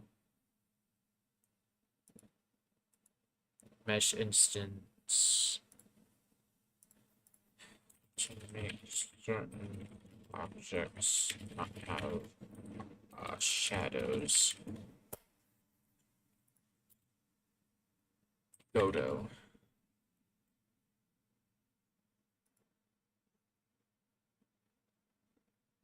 What the fuck?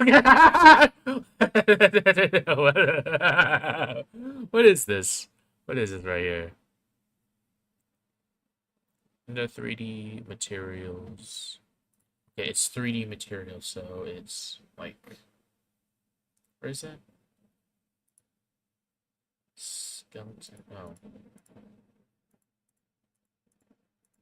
Gotta be honest here. The way I'm gonna make the enemies is I'm too lazy to actually make anything 3D, so it's kind of just gonna be like a Doom thing, where it's like they're like yeah, it's basically just gonna be a Doom thing. But I don't know how I'm gonna code that.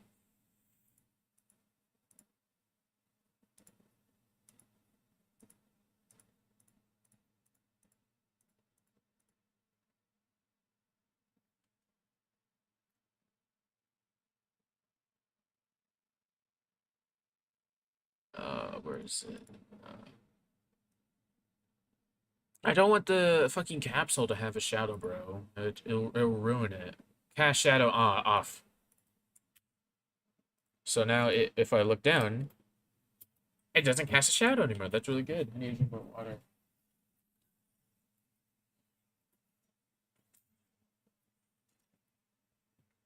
I also need to clean up my room. It's a fucking mess right now. There we go. Now,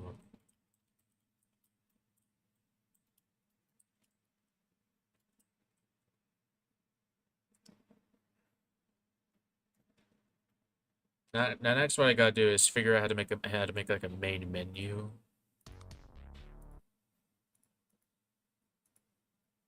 Maybe like a pause menu. Oh god, that's gonna be so hard to code. But I'll figure it out.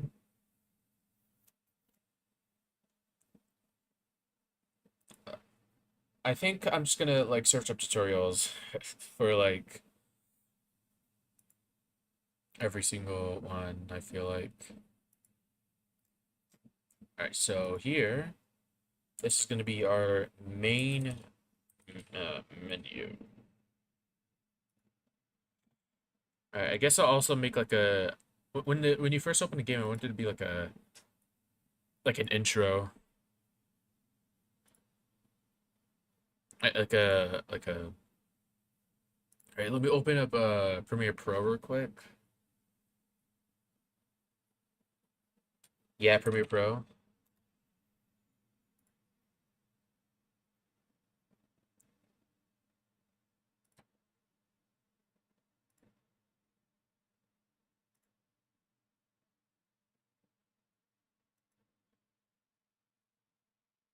Alright. Psalm intro. I'll also alright. I did try to make one like a while ago, but it was dog shit to say the least. Yeah, load up my pictures folder and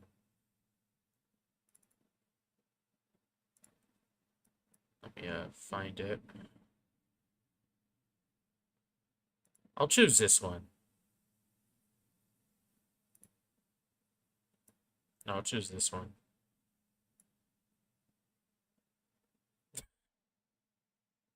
No, no, no, no. It has to be how do I change the thing? Sequence settings. Uh,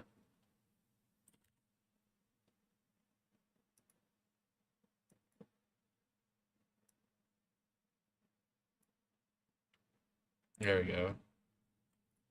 Now then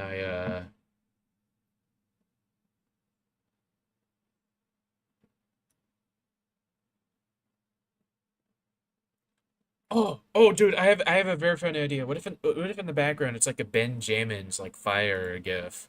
I have that gif on. Where is it? It's that right there. I made that song, by the way. It's one of my favorites. Okay, so first of all, I want to animate a little thing.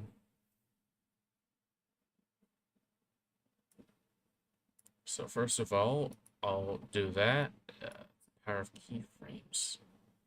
Keyframes are very fun to work with, I'll say right now. They are very fun to work with.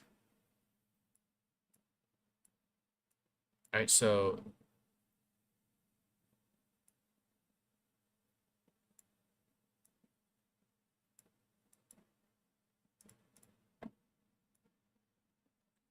for here,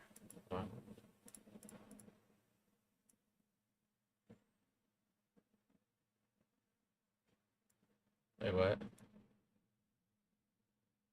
Alright. Alright, yeah, that's exactly what I'm on. Scale.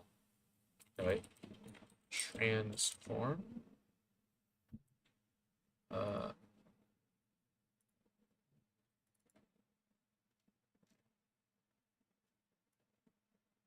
oh, hell no, that's what I'm trying to do. That's what I'm trying to do. Anchor point is going to be like there.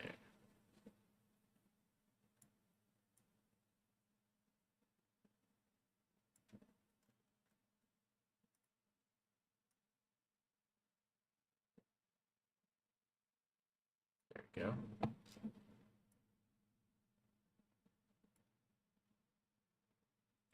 Alright, so for here, it's gonna like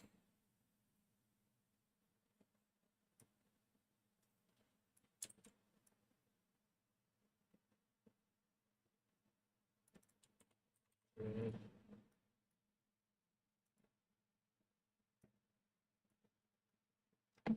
me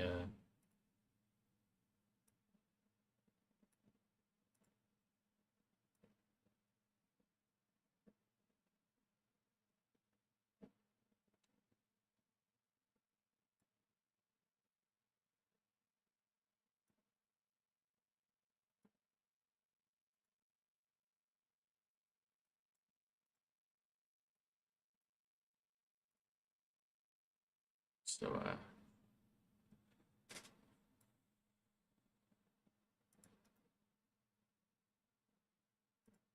ease out so that it like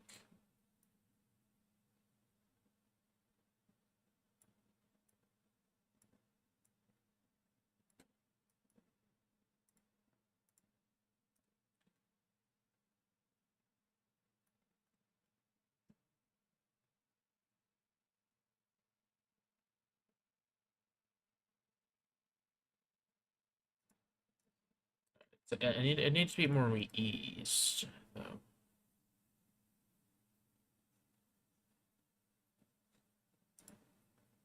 How do I change the ease?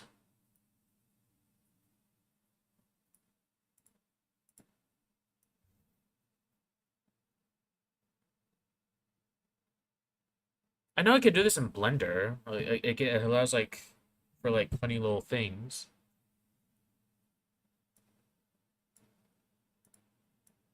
When we ease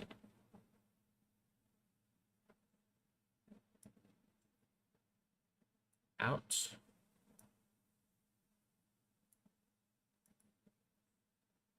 But how is it like that?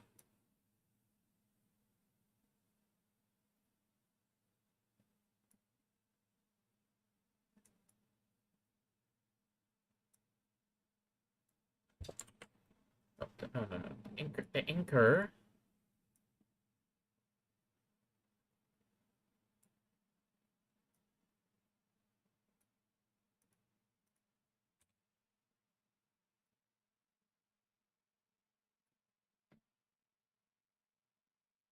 Okay, that is much better and much easier to work with.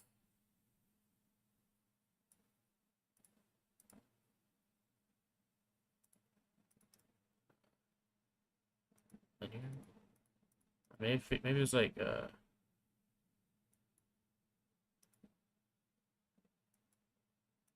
ease out. No, ease. Yeah, that's ease out.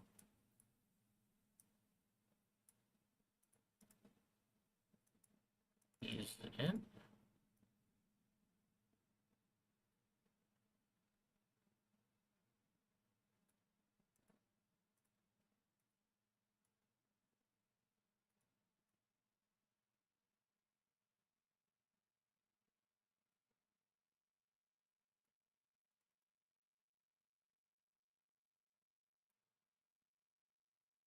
Okay, I'm confused. I'm confused.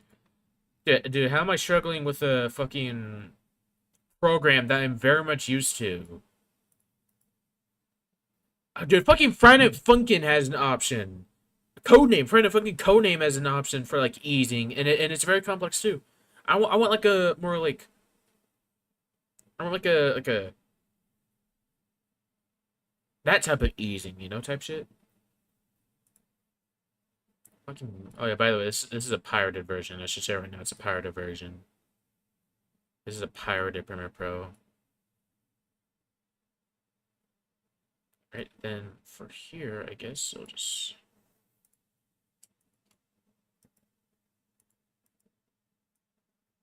copy these keyframes. That looks like shit. That looks like shit.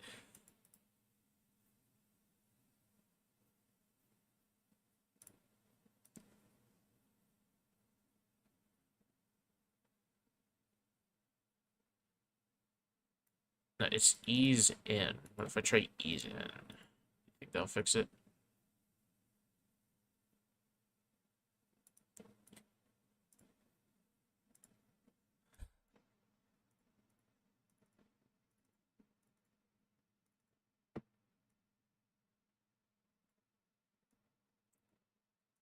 There we go. Let me search for that iconic Benjamin's gif I have. Uh,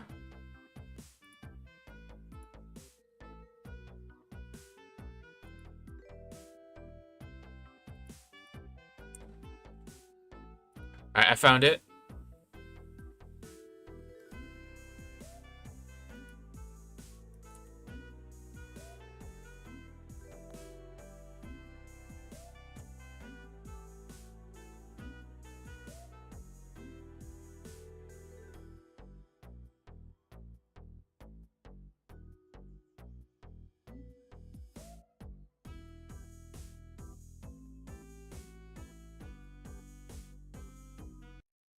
Alright, I found it. It's this gif right here.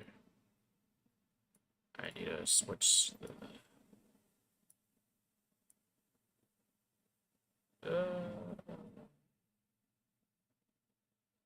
I'm thinking here for like a cool explosion. So let me just opacity to like that.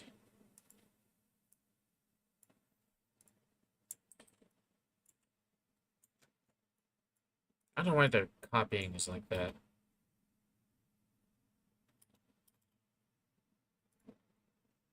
Oh, and I'm thinking of like a cool hell background. Hell. Hello, neighbor. Terraria.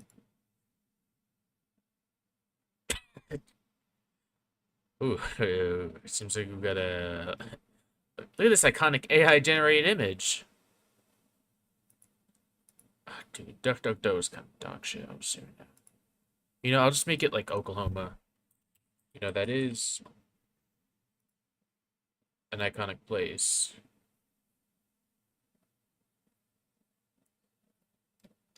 I'll choose this picture right here.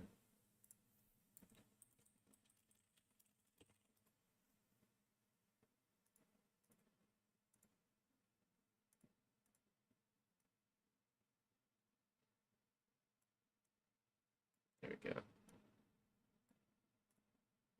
Yeah. It's like that. Let me change.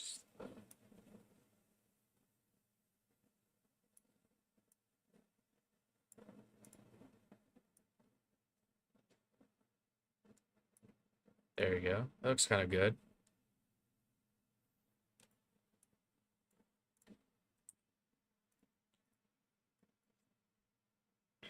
Alright, on explosion green screen.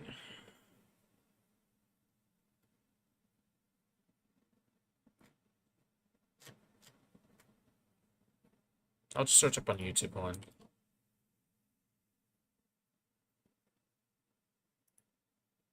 What the fuck is that?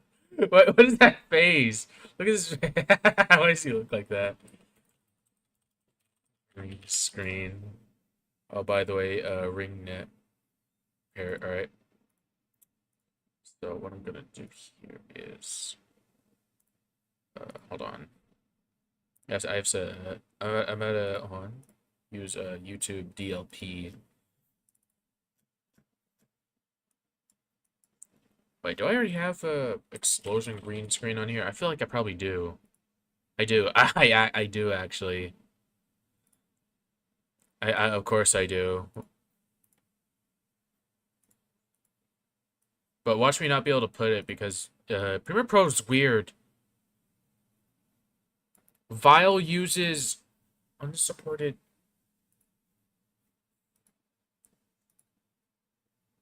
You know, I'm gonna search up how to fix this. Premiere Pro file uses. Oh, and I found it. I found it. I found it. I already searched this up before. Of course I did.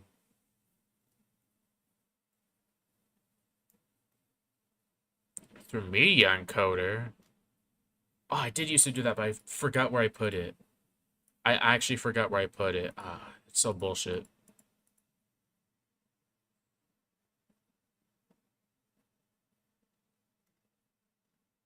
I used to have a media encoder, but I forgot what it's called.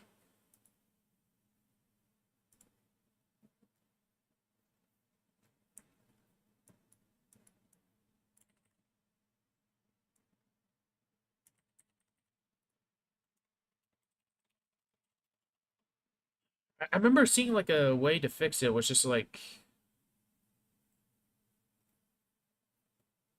on a hold on.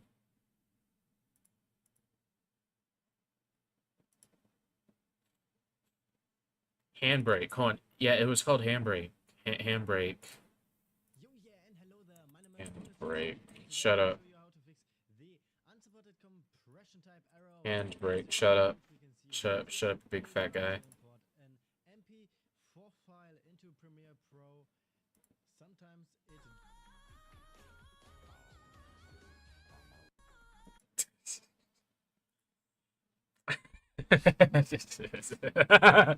Dude, I can't. Dude, that's real. I can't believe they put that in the game.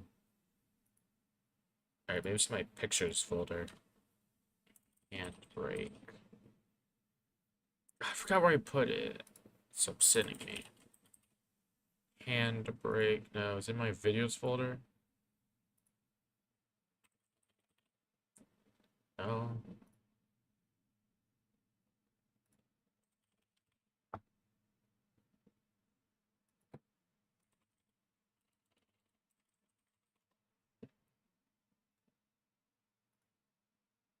Bomb. Why so I just searched that one? Oh, here it is. Didn't mean to open that up. Oops.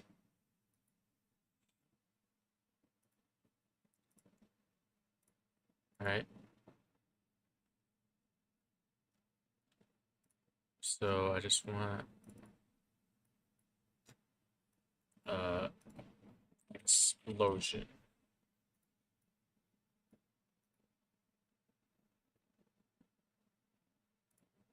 Upload that to like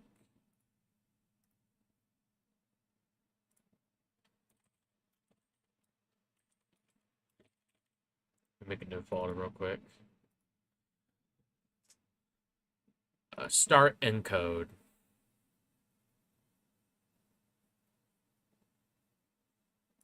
Did it finish it? I think it finished it really quickly.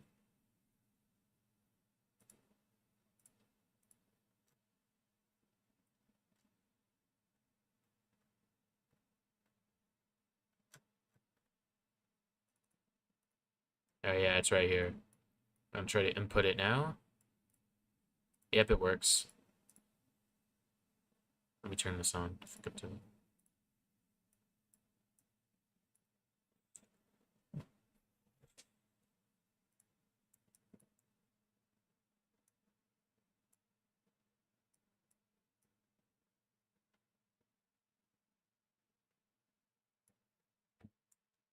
there we go. Let me grab that.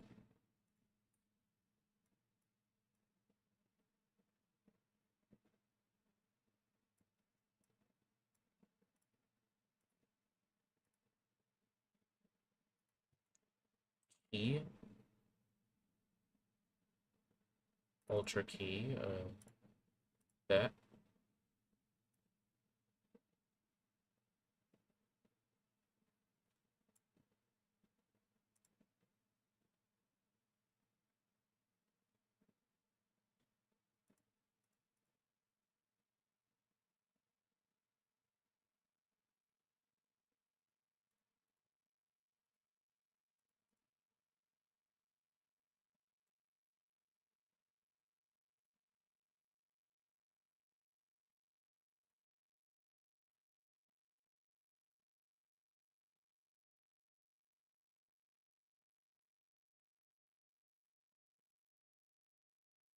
Okay, stop. Okay, let's do this.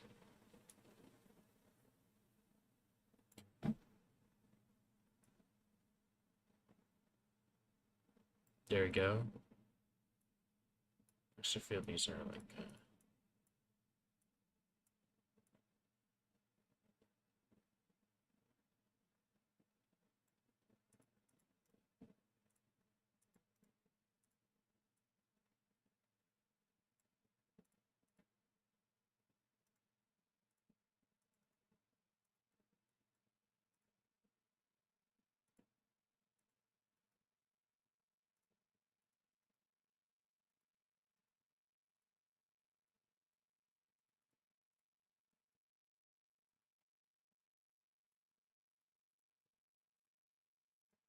Does it ease out?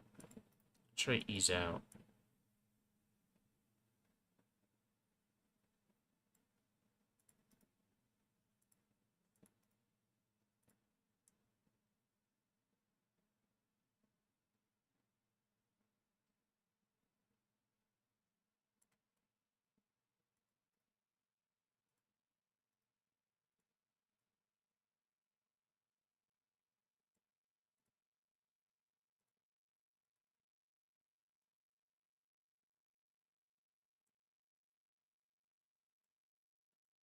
How do you?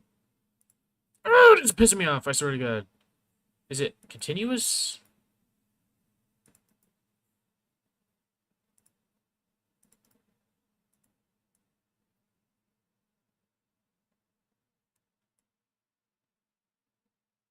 Filter properties.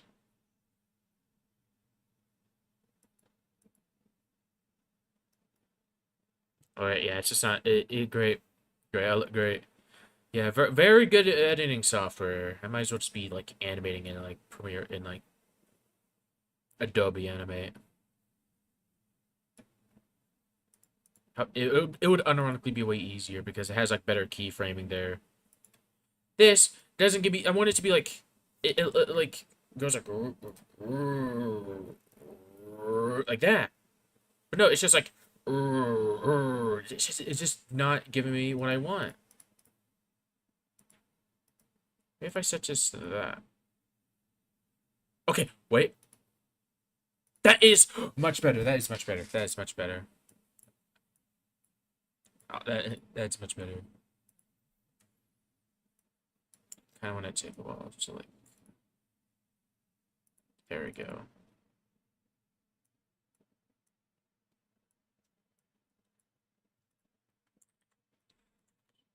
Oops. Of course, that goes all the way down there.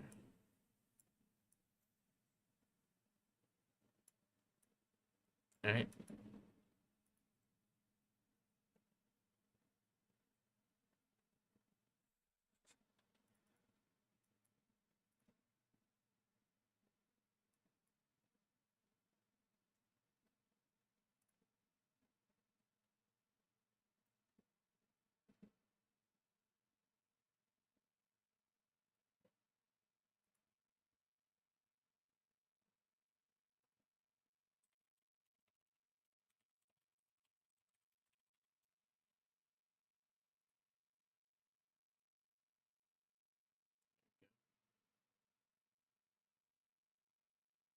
Can I change the font? I want to be. I want to be in a different font.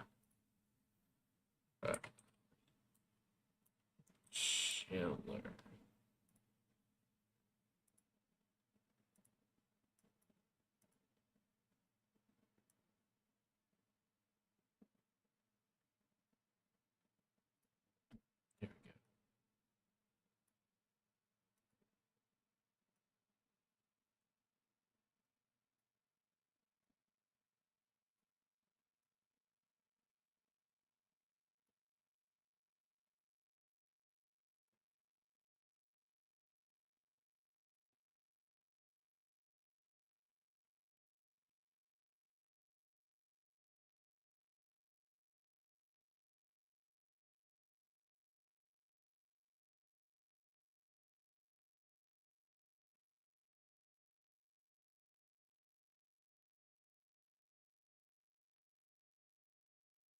All right, I'm thinking of like doing like a shaking effect as it like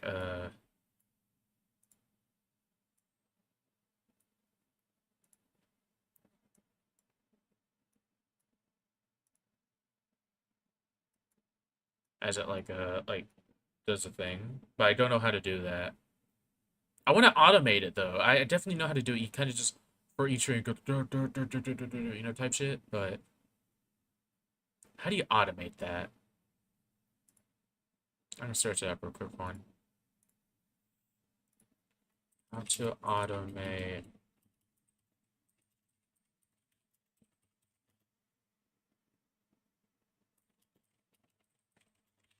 Premiere Pro.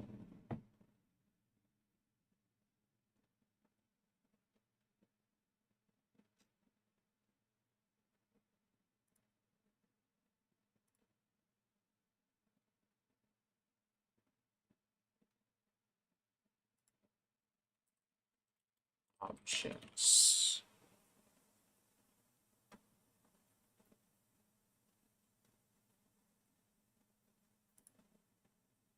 How to make objects random shake.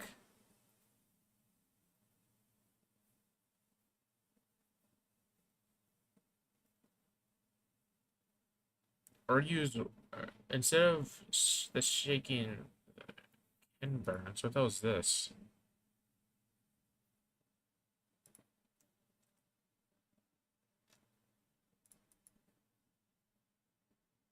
I won't play it because of course I won't.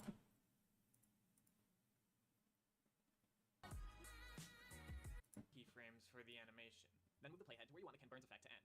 Drag the scales value to the right to zoom into your image however much you want. Then drag the positions X and Y values to the part of the image you'd like to emphasize. Alright, as you can see, Premiere Pro created 2 new keyframes for position and scale. Now when I play this back, I have a nice looking Ken Burns effect. And that's it for this tutorial. Thanks for watching and see you next time.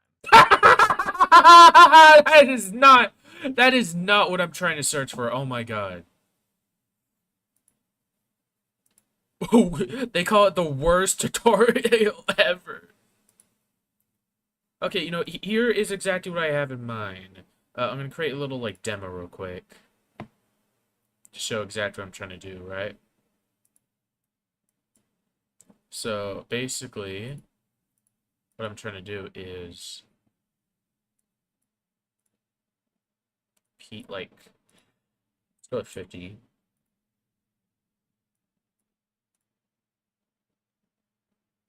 How about 25 actually?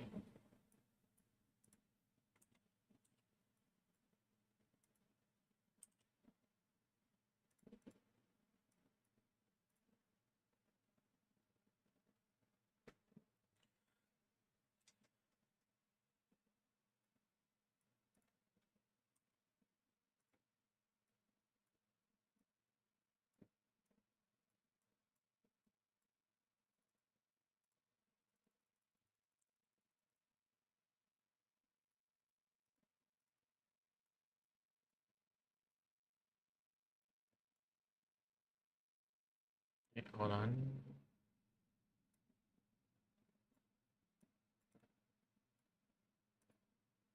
That's the type of effect I'm going for, but I guess I can't add it, I guess.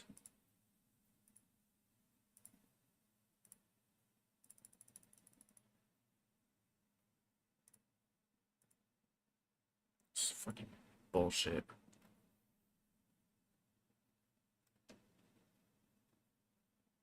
I guess I'll just do it myself then.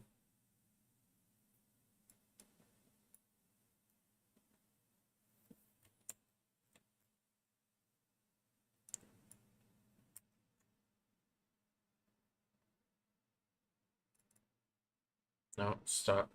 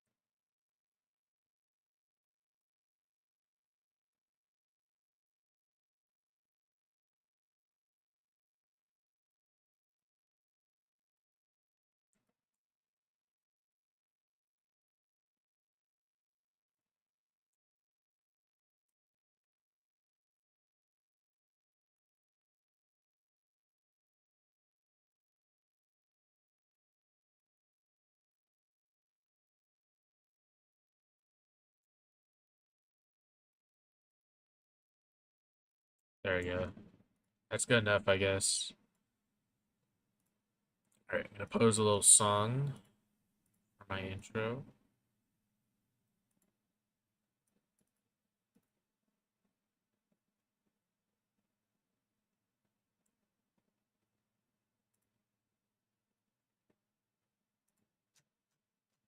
I'm gonna go with like a little drum.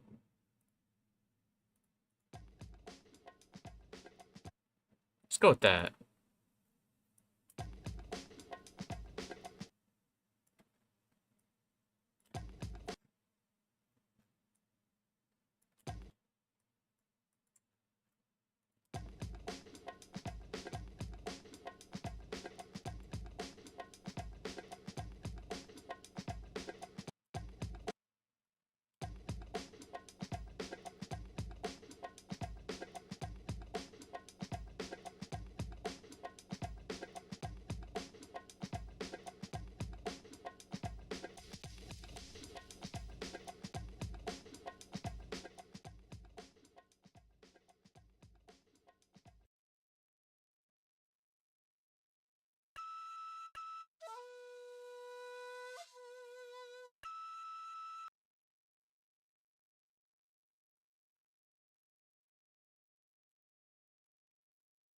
Right?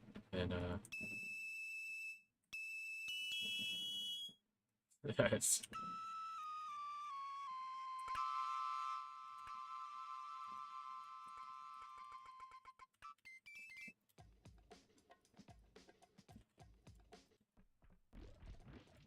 Oops. Let's go with that key. I'm just gonna place random notes.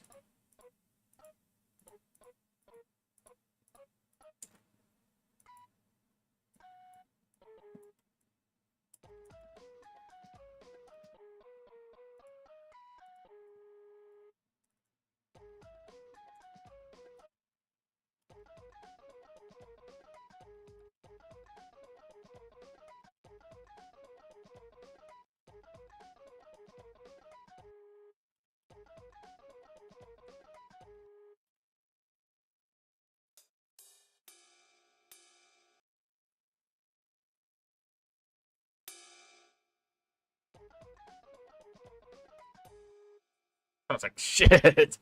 No, but it's Kino though. Alright. Gonna add a conga.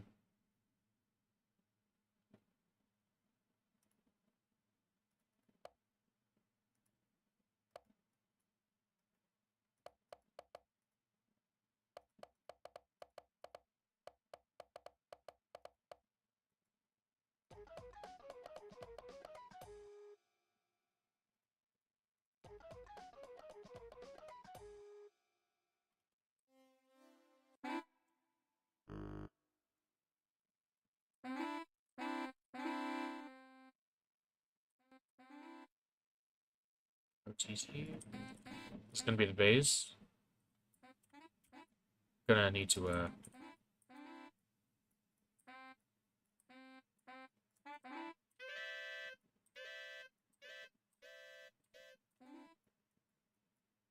I don't know what the fuck I'm doing.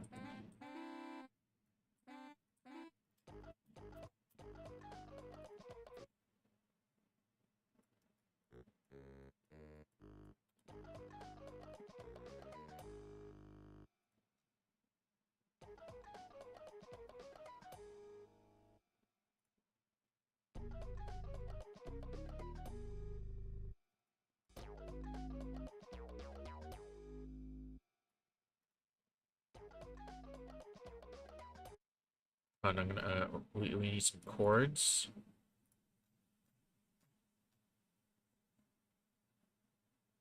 And also we need an explosion. I can't forget the iconic explosion. I guess I'll get one from. No, I'll get one from here. Black Mesa sound explosions.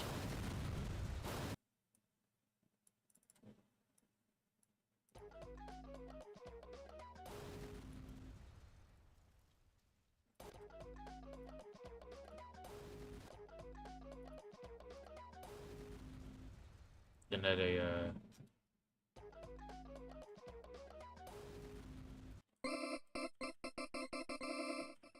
go with that.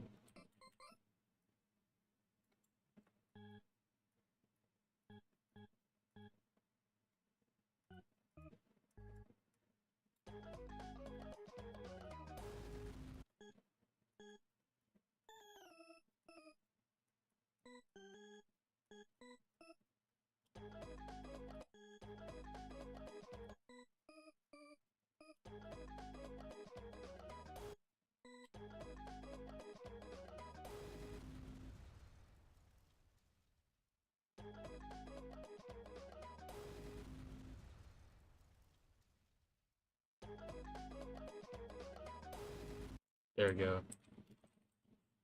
That yeah, that's yeah.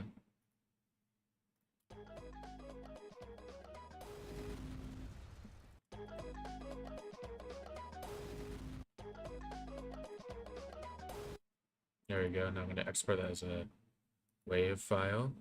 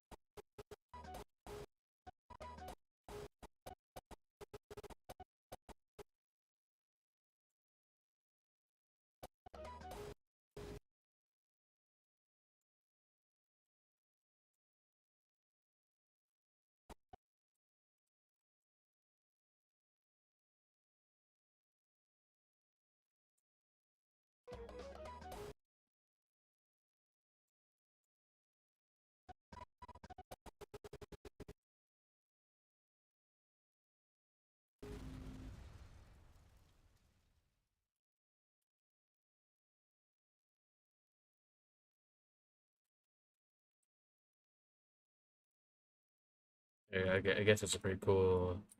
Uh,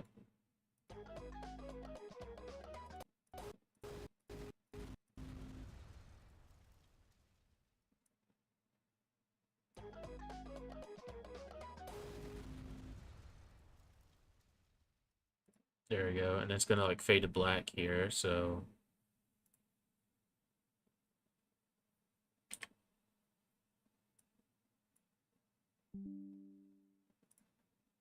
there we go.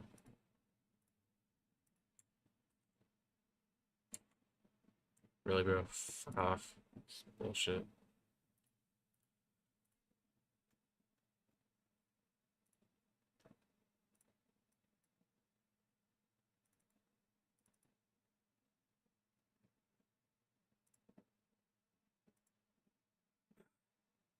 Wait.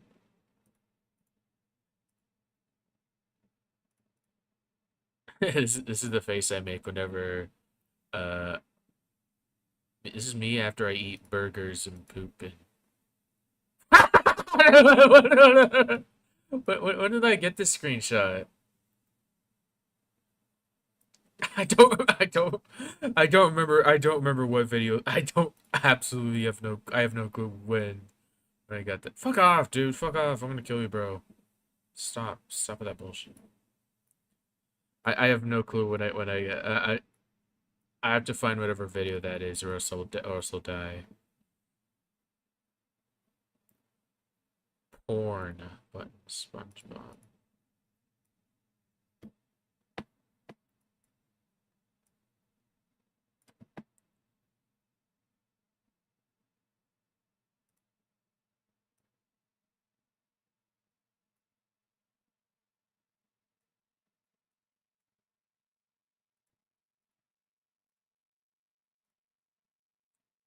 Ease.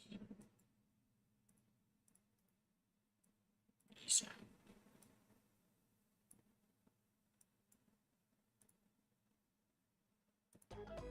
There we go.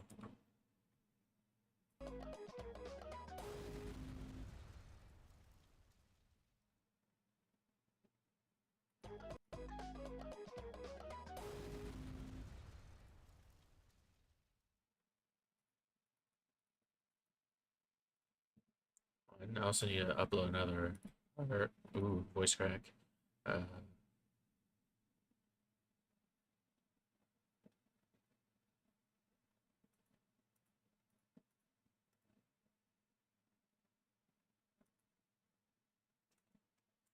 Whatever, it's fine. Export.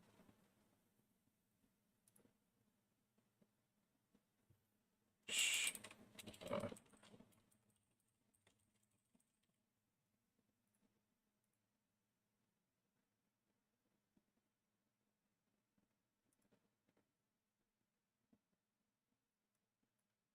there we go.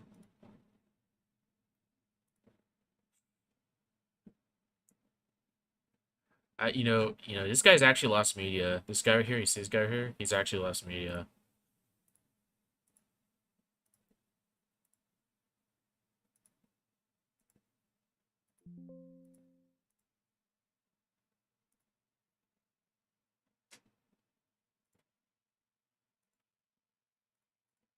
Alright, now what I gotta figure out is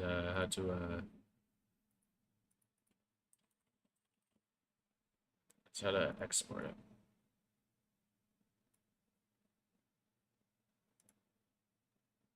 Oh yeah, hold on. It doesn't support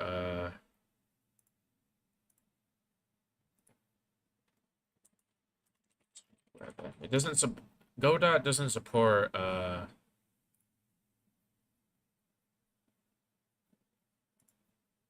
doesn't really support uh MP4, unfortunately, so the best I can do is just this.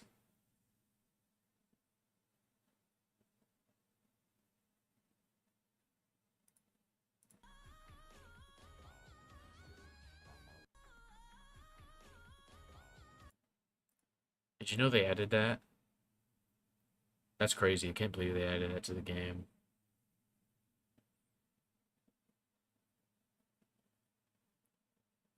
Yeah, I don't even remember the last time I even watched like an Illumination movie that isn't any of the Minions ones.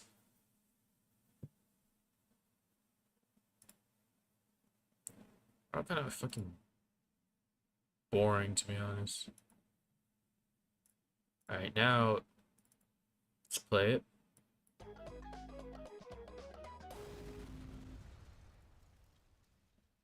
You think I'll get sued for that because it has Benjamins?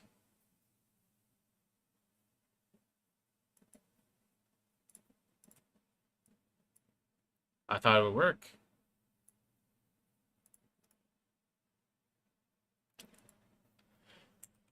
How do you add it? How do you add it? How do you add it?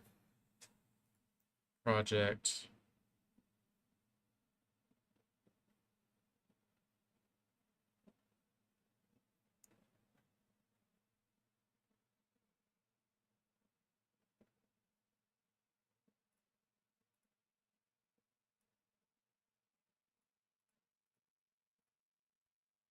Video. Oh. Stream.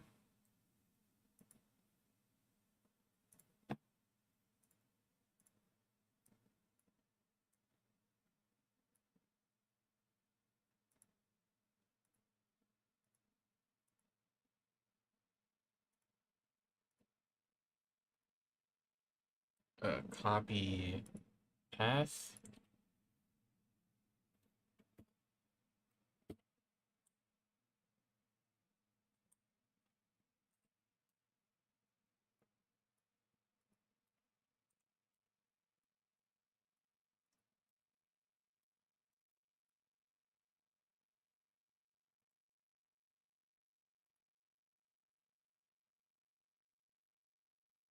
Is it even going to be like autoplay? Or should I search up I'm trying to turn on autoplay. Okay, I'm not trying to play that one right now. I'm trying to.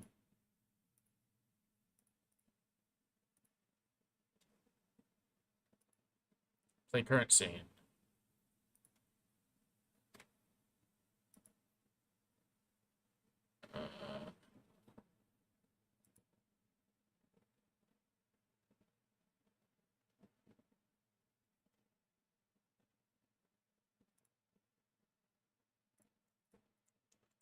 Okay, it doesn't support either, I guess. Yeah, that's how you spell intro. That's how you spell intro, you fucking Neanderthal.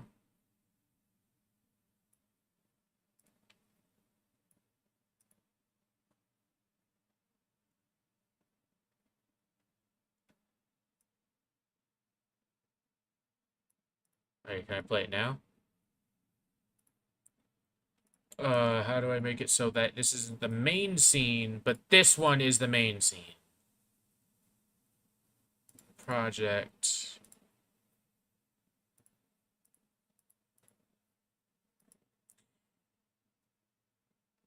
I guess we'll never know. Okay, what? It's pissing me off. How to play MP4 in Godot. How to play a video in Godot 4. This guy looks like whoever this guy is, he kind of looks like Huey.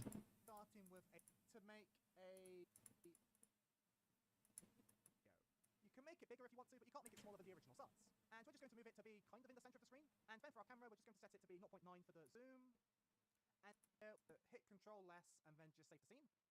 And then we're going to click play. And then we're going to click on select current if we haven't got a scene defined already to play.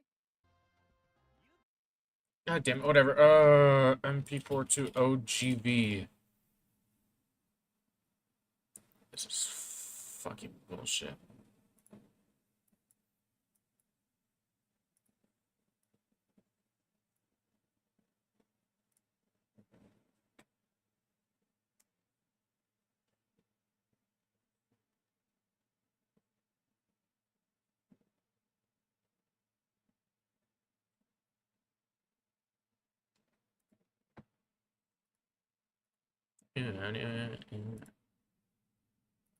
Alright, so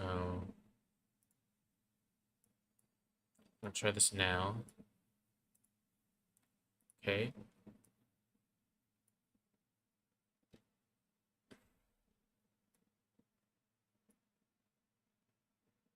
Should I play it now? Wait, why the hell is it like that? How do I make that not like that?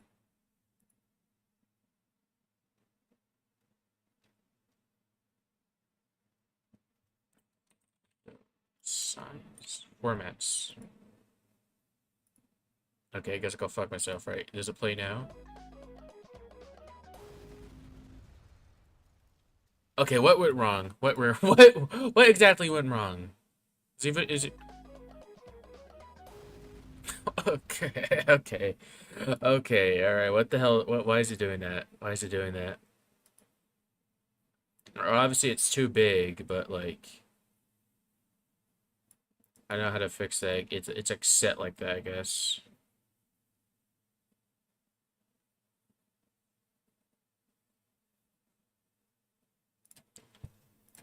What video formats does Godot support?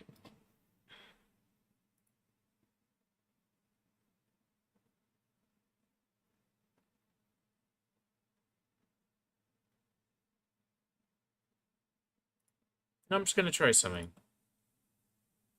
Close this. And that.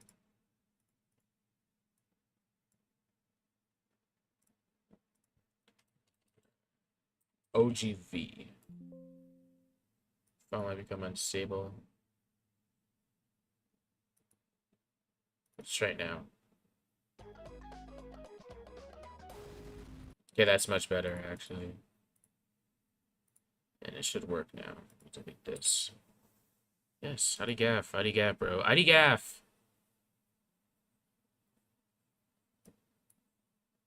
What? Whatever.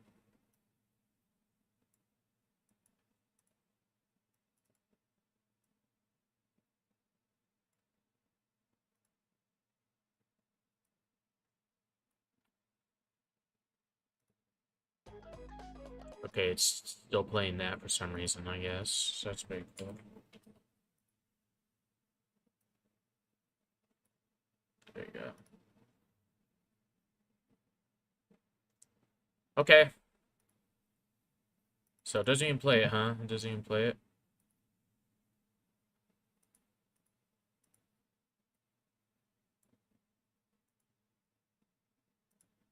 It's right now.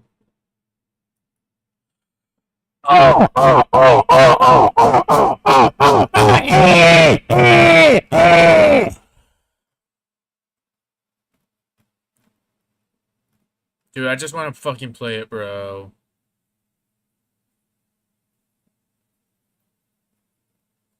ABM was supported, but it was because it was too buddy. But that. Alright, so I knew I wasn't gaslighting myself because of the fuck.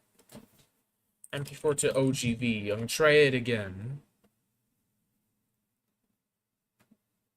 I'm not using free convert that next time. It fucking doesn't work. How to convert.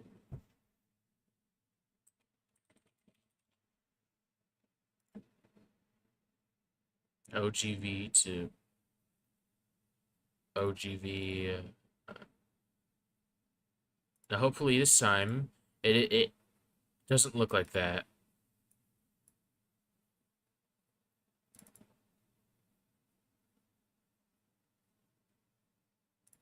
The fuck? Okay, so it's lost media. Cool, that's cool. That's great.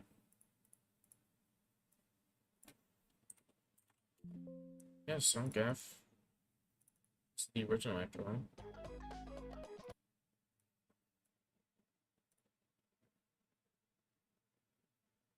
Please select. Oh, I already did select it, but I guess I didn't. Huh.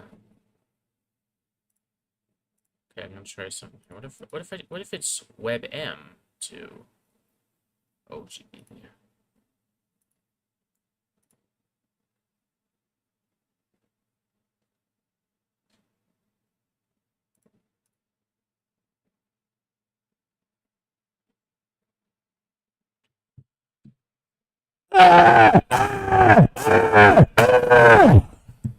This fucking sucks.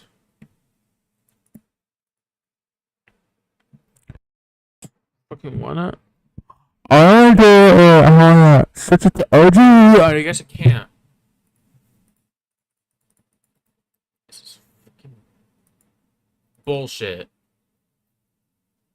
I'm gonna try different ones. I'm gonna try this one. This looks sketchy as hell, but sure.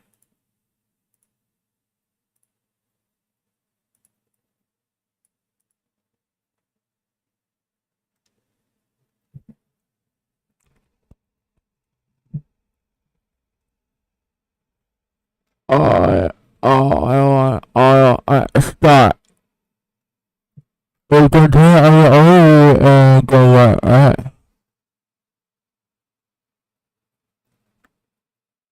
I'm gonna check out my singing monsters real quick.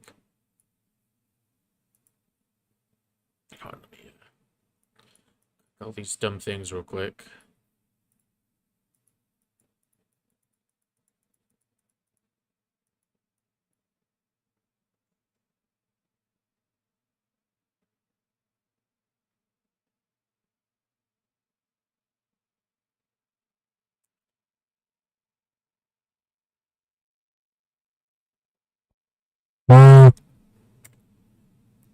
Is it done? Alright, cool. I'm gonna download it. And the last time it was a total of 2 kilobytes big, so hopefully this time it works. Okay, it seems to work.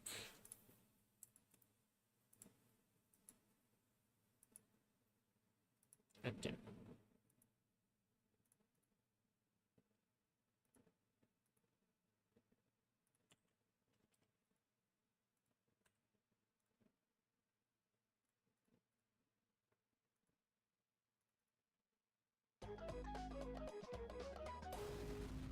There we go. Maybe this will work.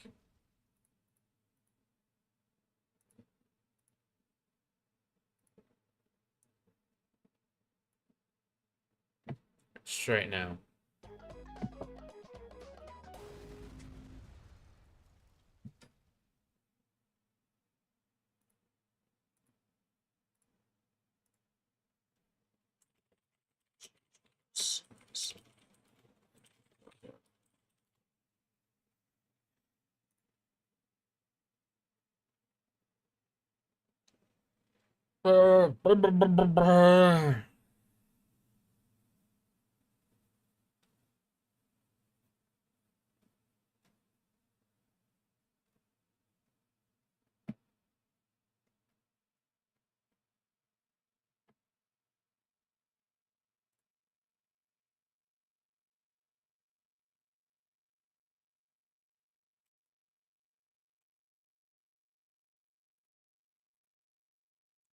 Search this up somehow.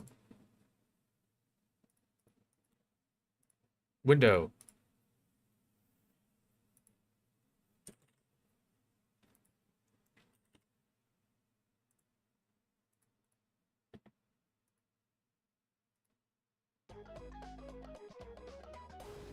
Why the hell is it not in the thing? I thought I said it to the thing, but I guess I didn't.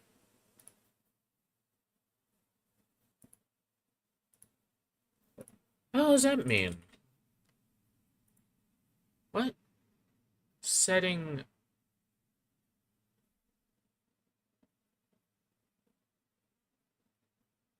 Display. What?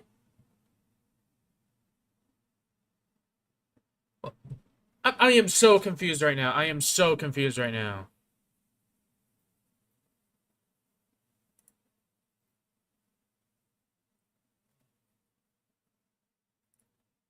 Is it like...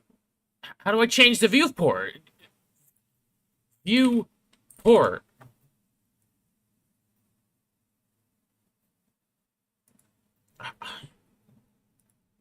This fucking sucks. Oh my god. How to change window size in Godot. Scaling game window. Quick tutorial. Hello and welcome back to Hello. That's quick. Hello, and welcome back to Godot I'll just tutorial. open your game window, product settings, and then everything you want is under display and window. Now you want to make sure that your advanced settings is turned on, and now we have something called window with max.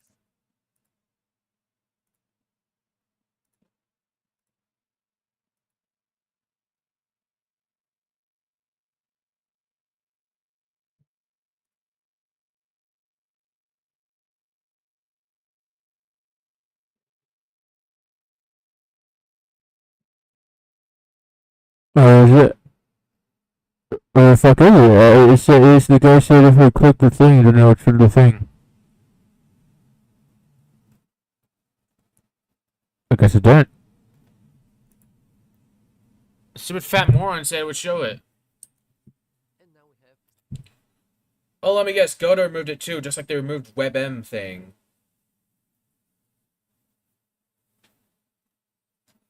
Yeah, I bet you right now they removed it because of that.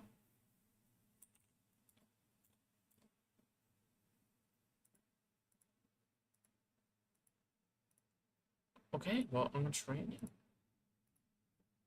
Oh, it finally works.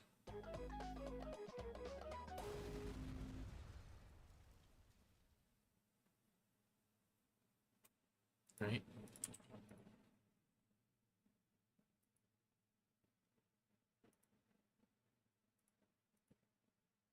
How to make the background, uh,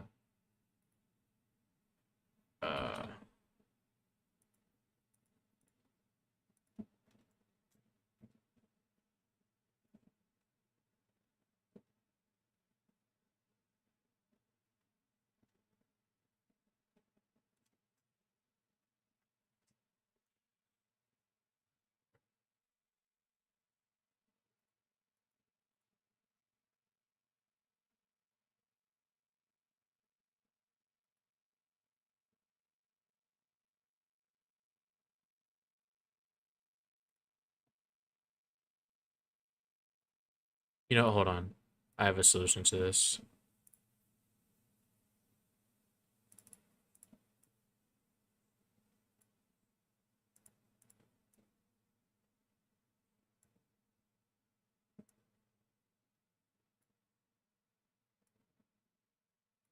There we go.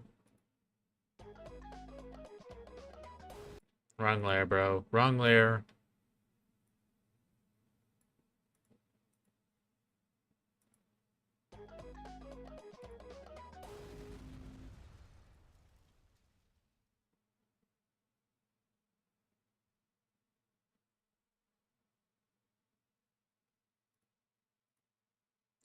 I need to pee real quick one.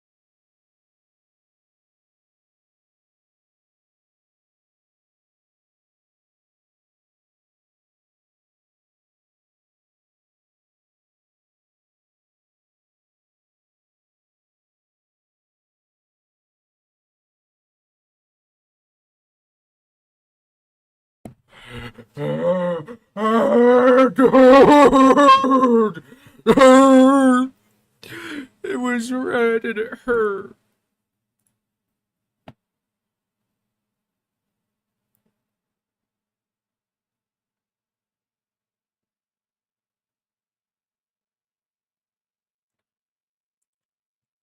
It was red and it looked like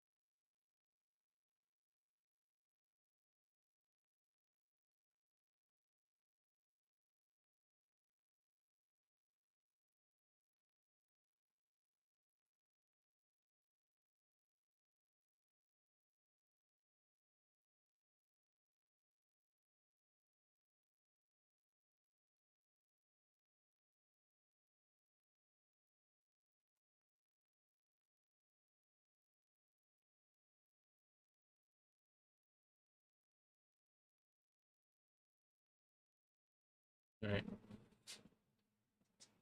How do I add like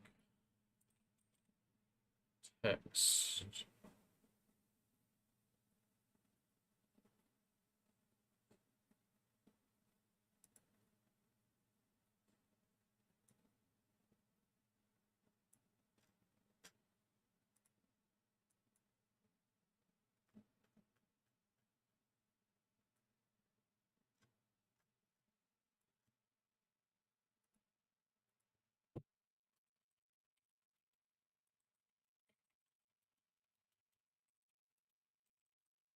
No, I'll just make it an image.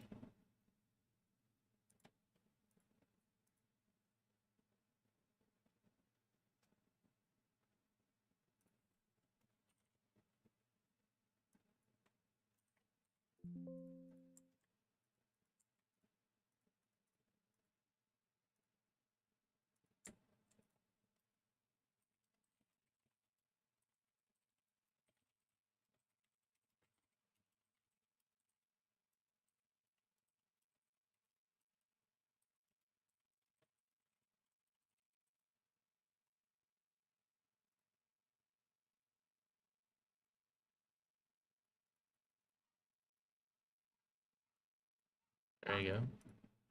Should I?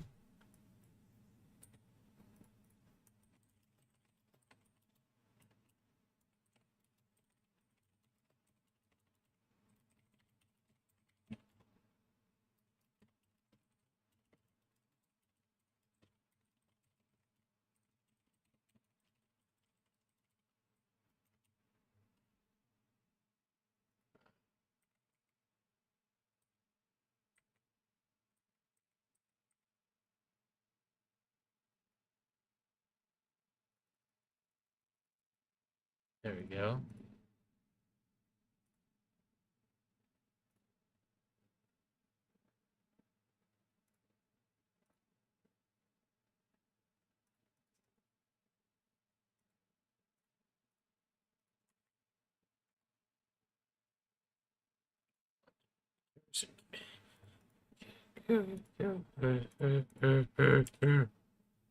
Dumbass. Where even is the? Hold on.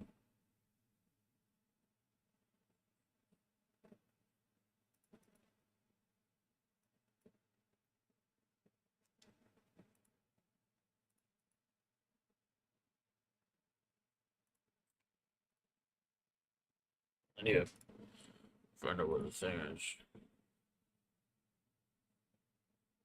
Okay.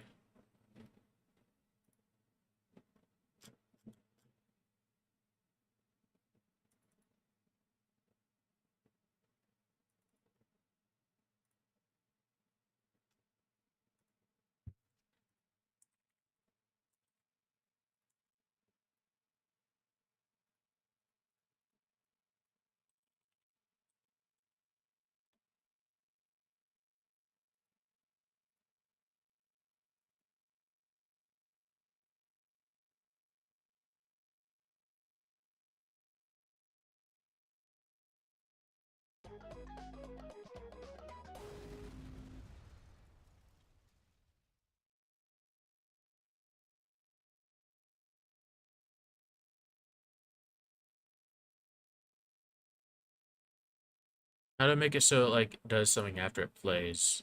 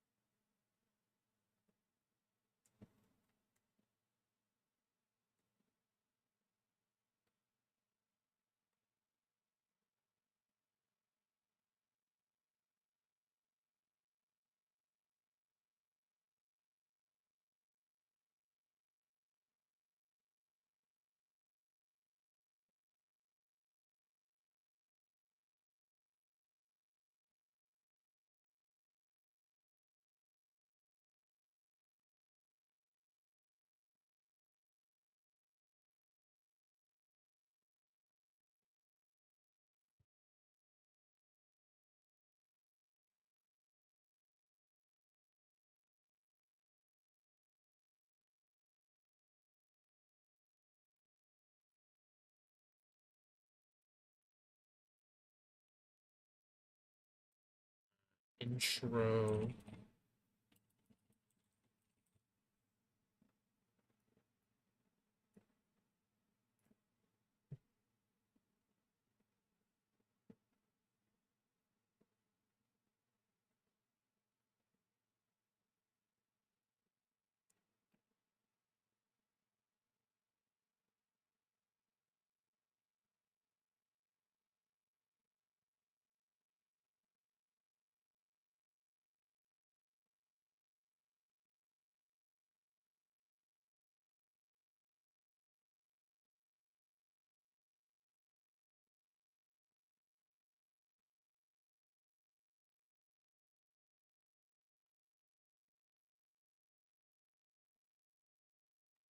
Wait, how long is the video?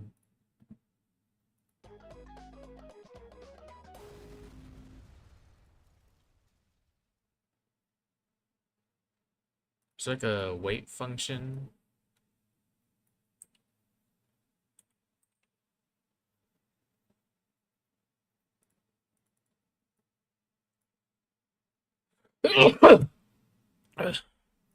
um, godot all functions. Like all the codes and the stuffs. Is there like a wait? Wait.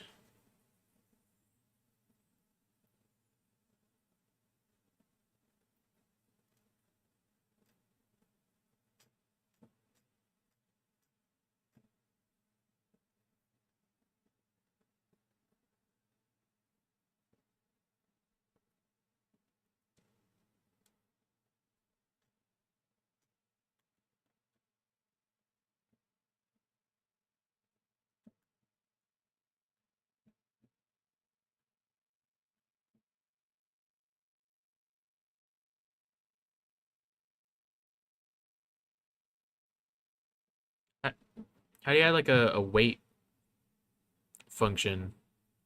Like from scratch, you know, like it waits something seconds and it does the thing. How can I do that here?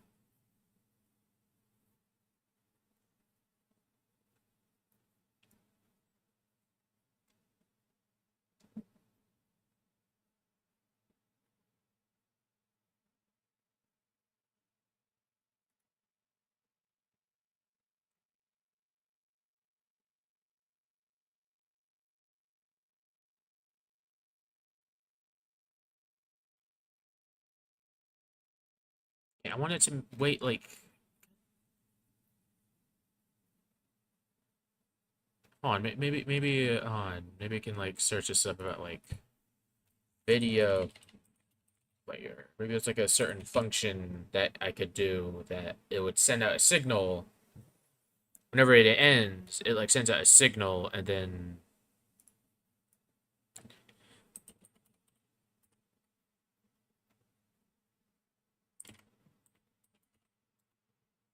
video stream player. Here it is. All right, so the properties it has is what if it ends?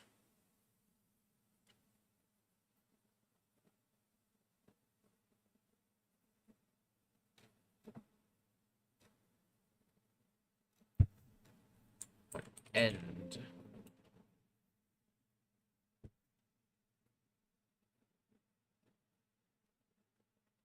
Bool loop. If true, the video restarts when it. No! There's no like function. That's bullshit! That's bullshit. That's fucking bullshit, dude. So I can't do like. Hold on, wait.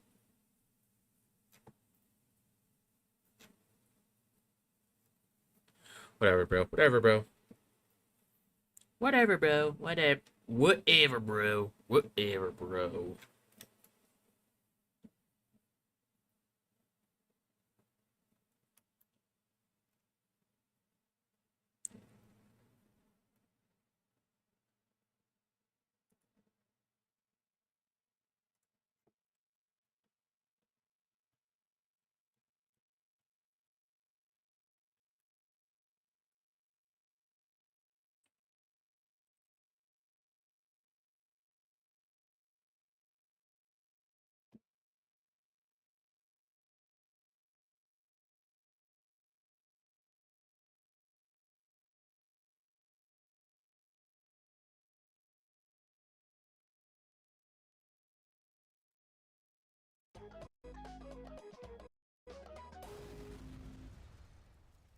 How do you do it? How do you do it? How do you do it? How do you do it? How do you GD script? Seconds.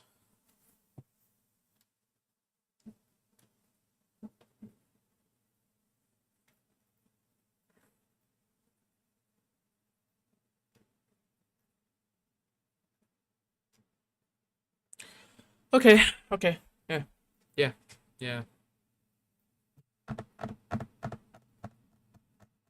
This sucks. How do you do it? I'll never know. I'll never know exactly how to do it. I'll never figure it out. Okay, I'm just gonna look at all the fucking coding shits or whatever. Alright, let's see. Keywords. If match.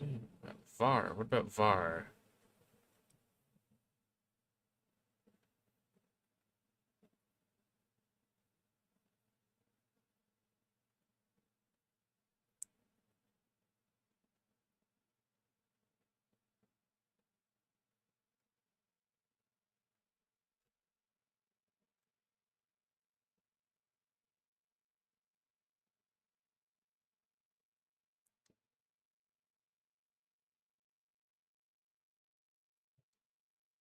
Set var.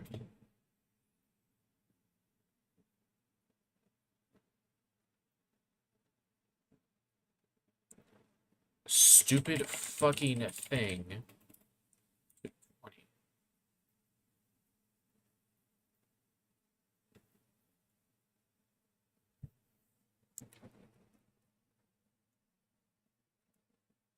I don't know what I'm doing. I don't know what I'm doing. I don't know what I'm doing! How to make a thing do something in certain amount of seconds in Godot. That's gonna show me nothing.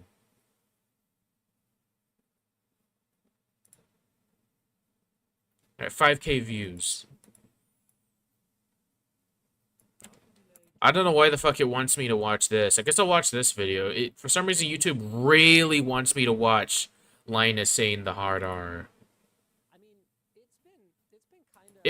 It really wants me to see it. It really. What the fuck is my YouTube? What?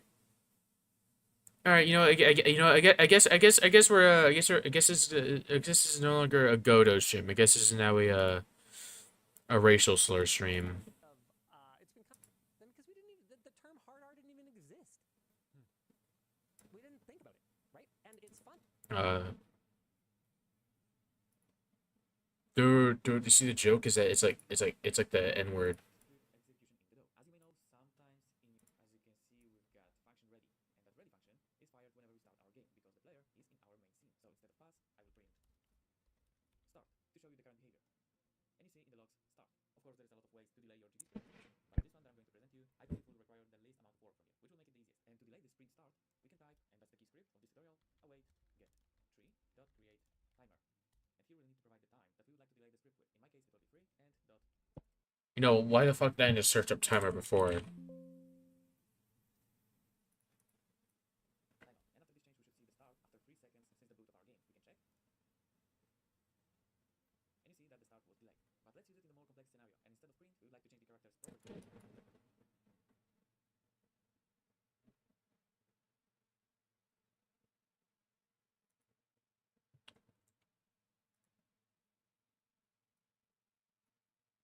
I'll just delete this script. It serves no purpose.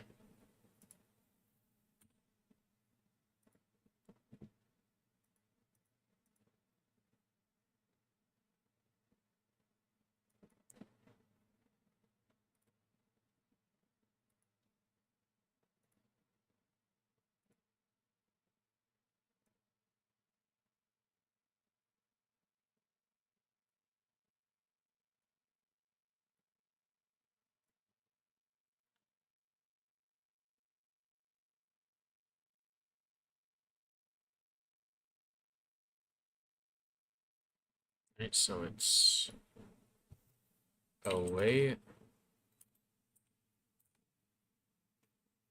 timer.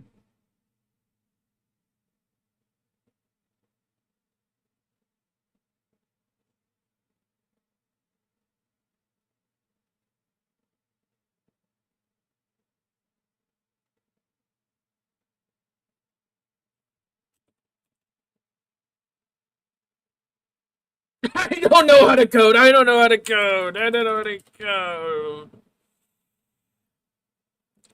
I have no. That fucking sucked, dude. I guess I'll just copy that code.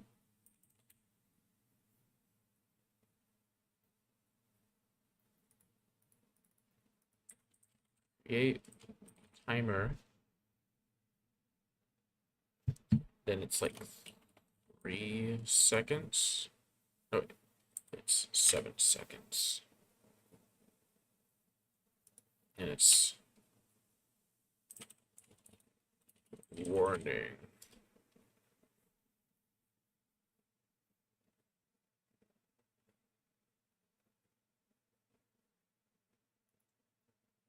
I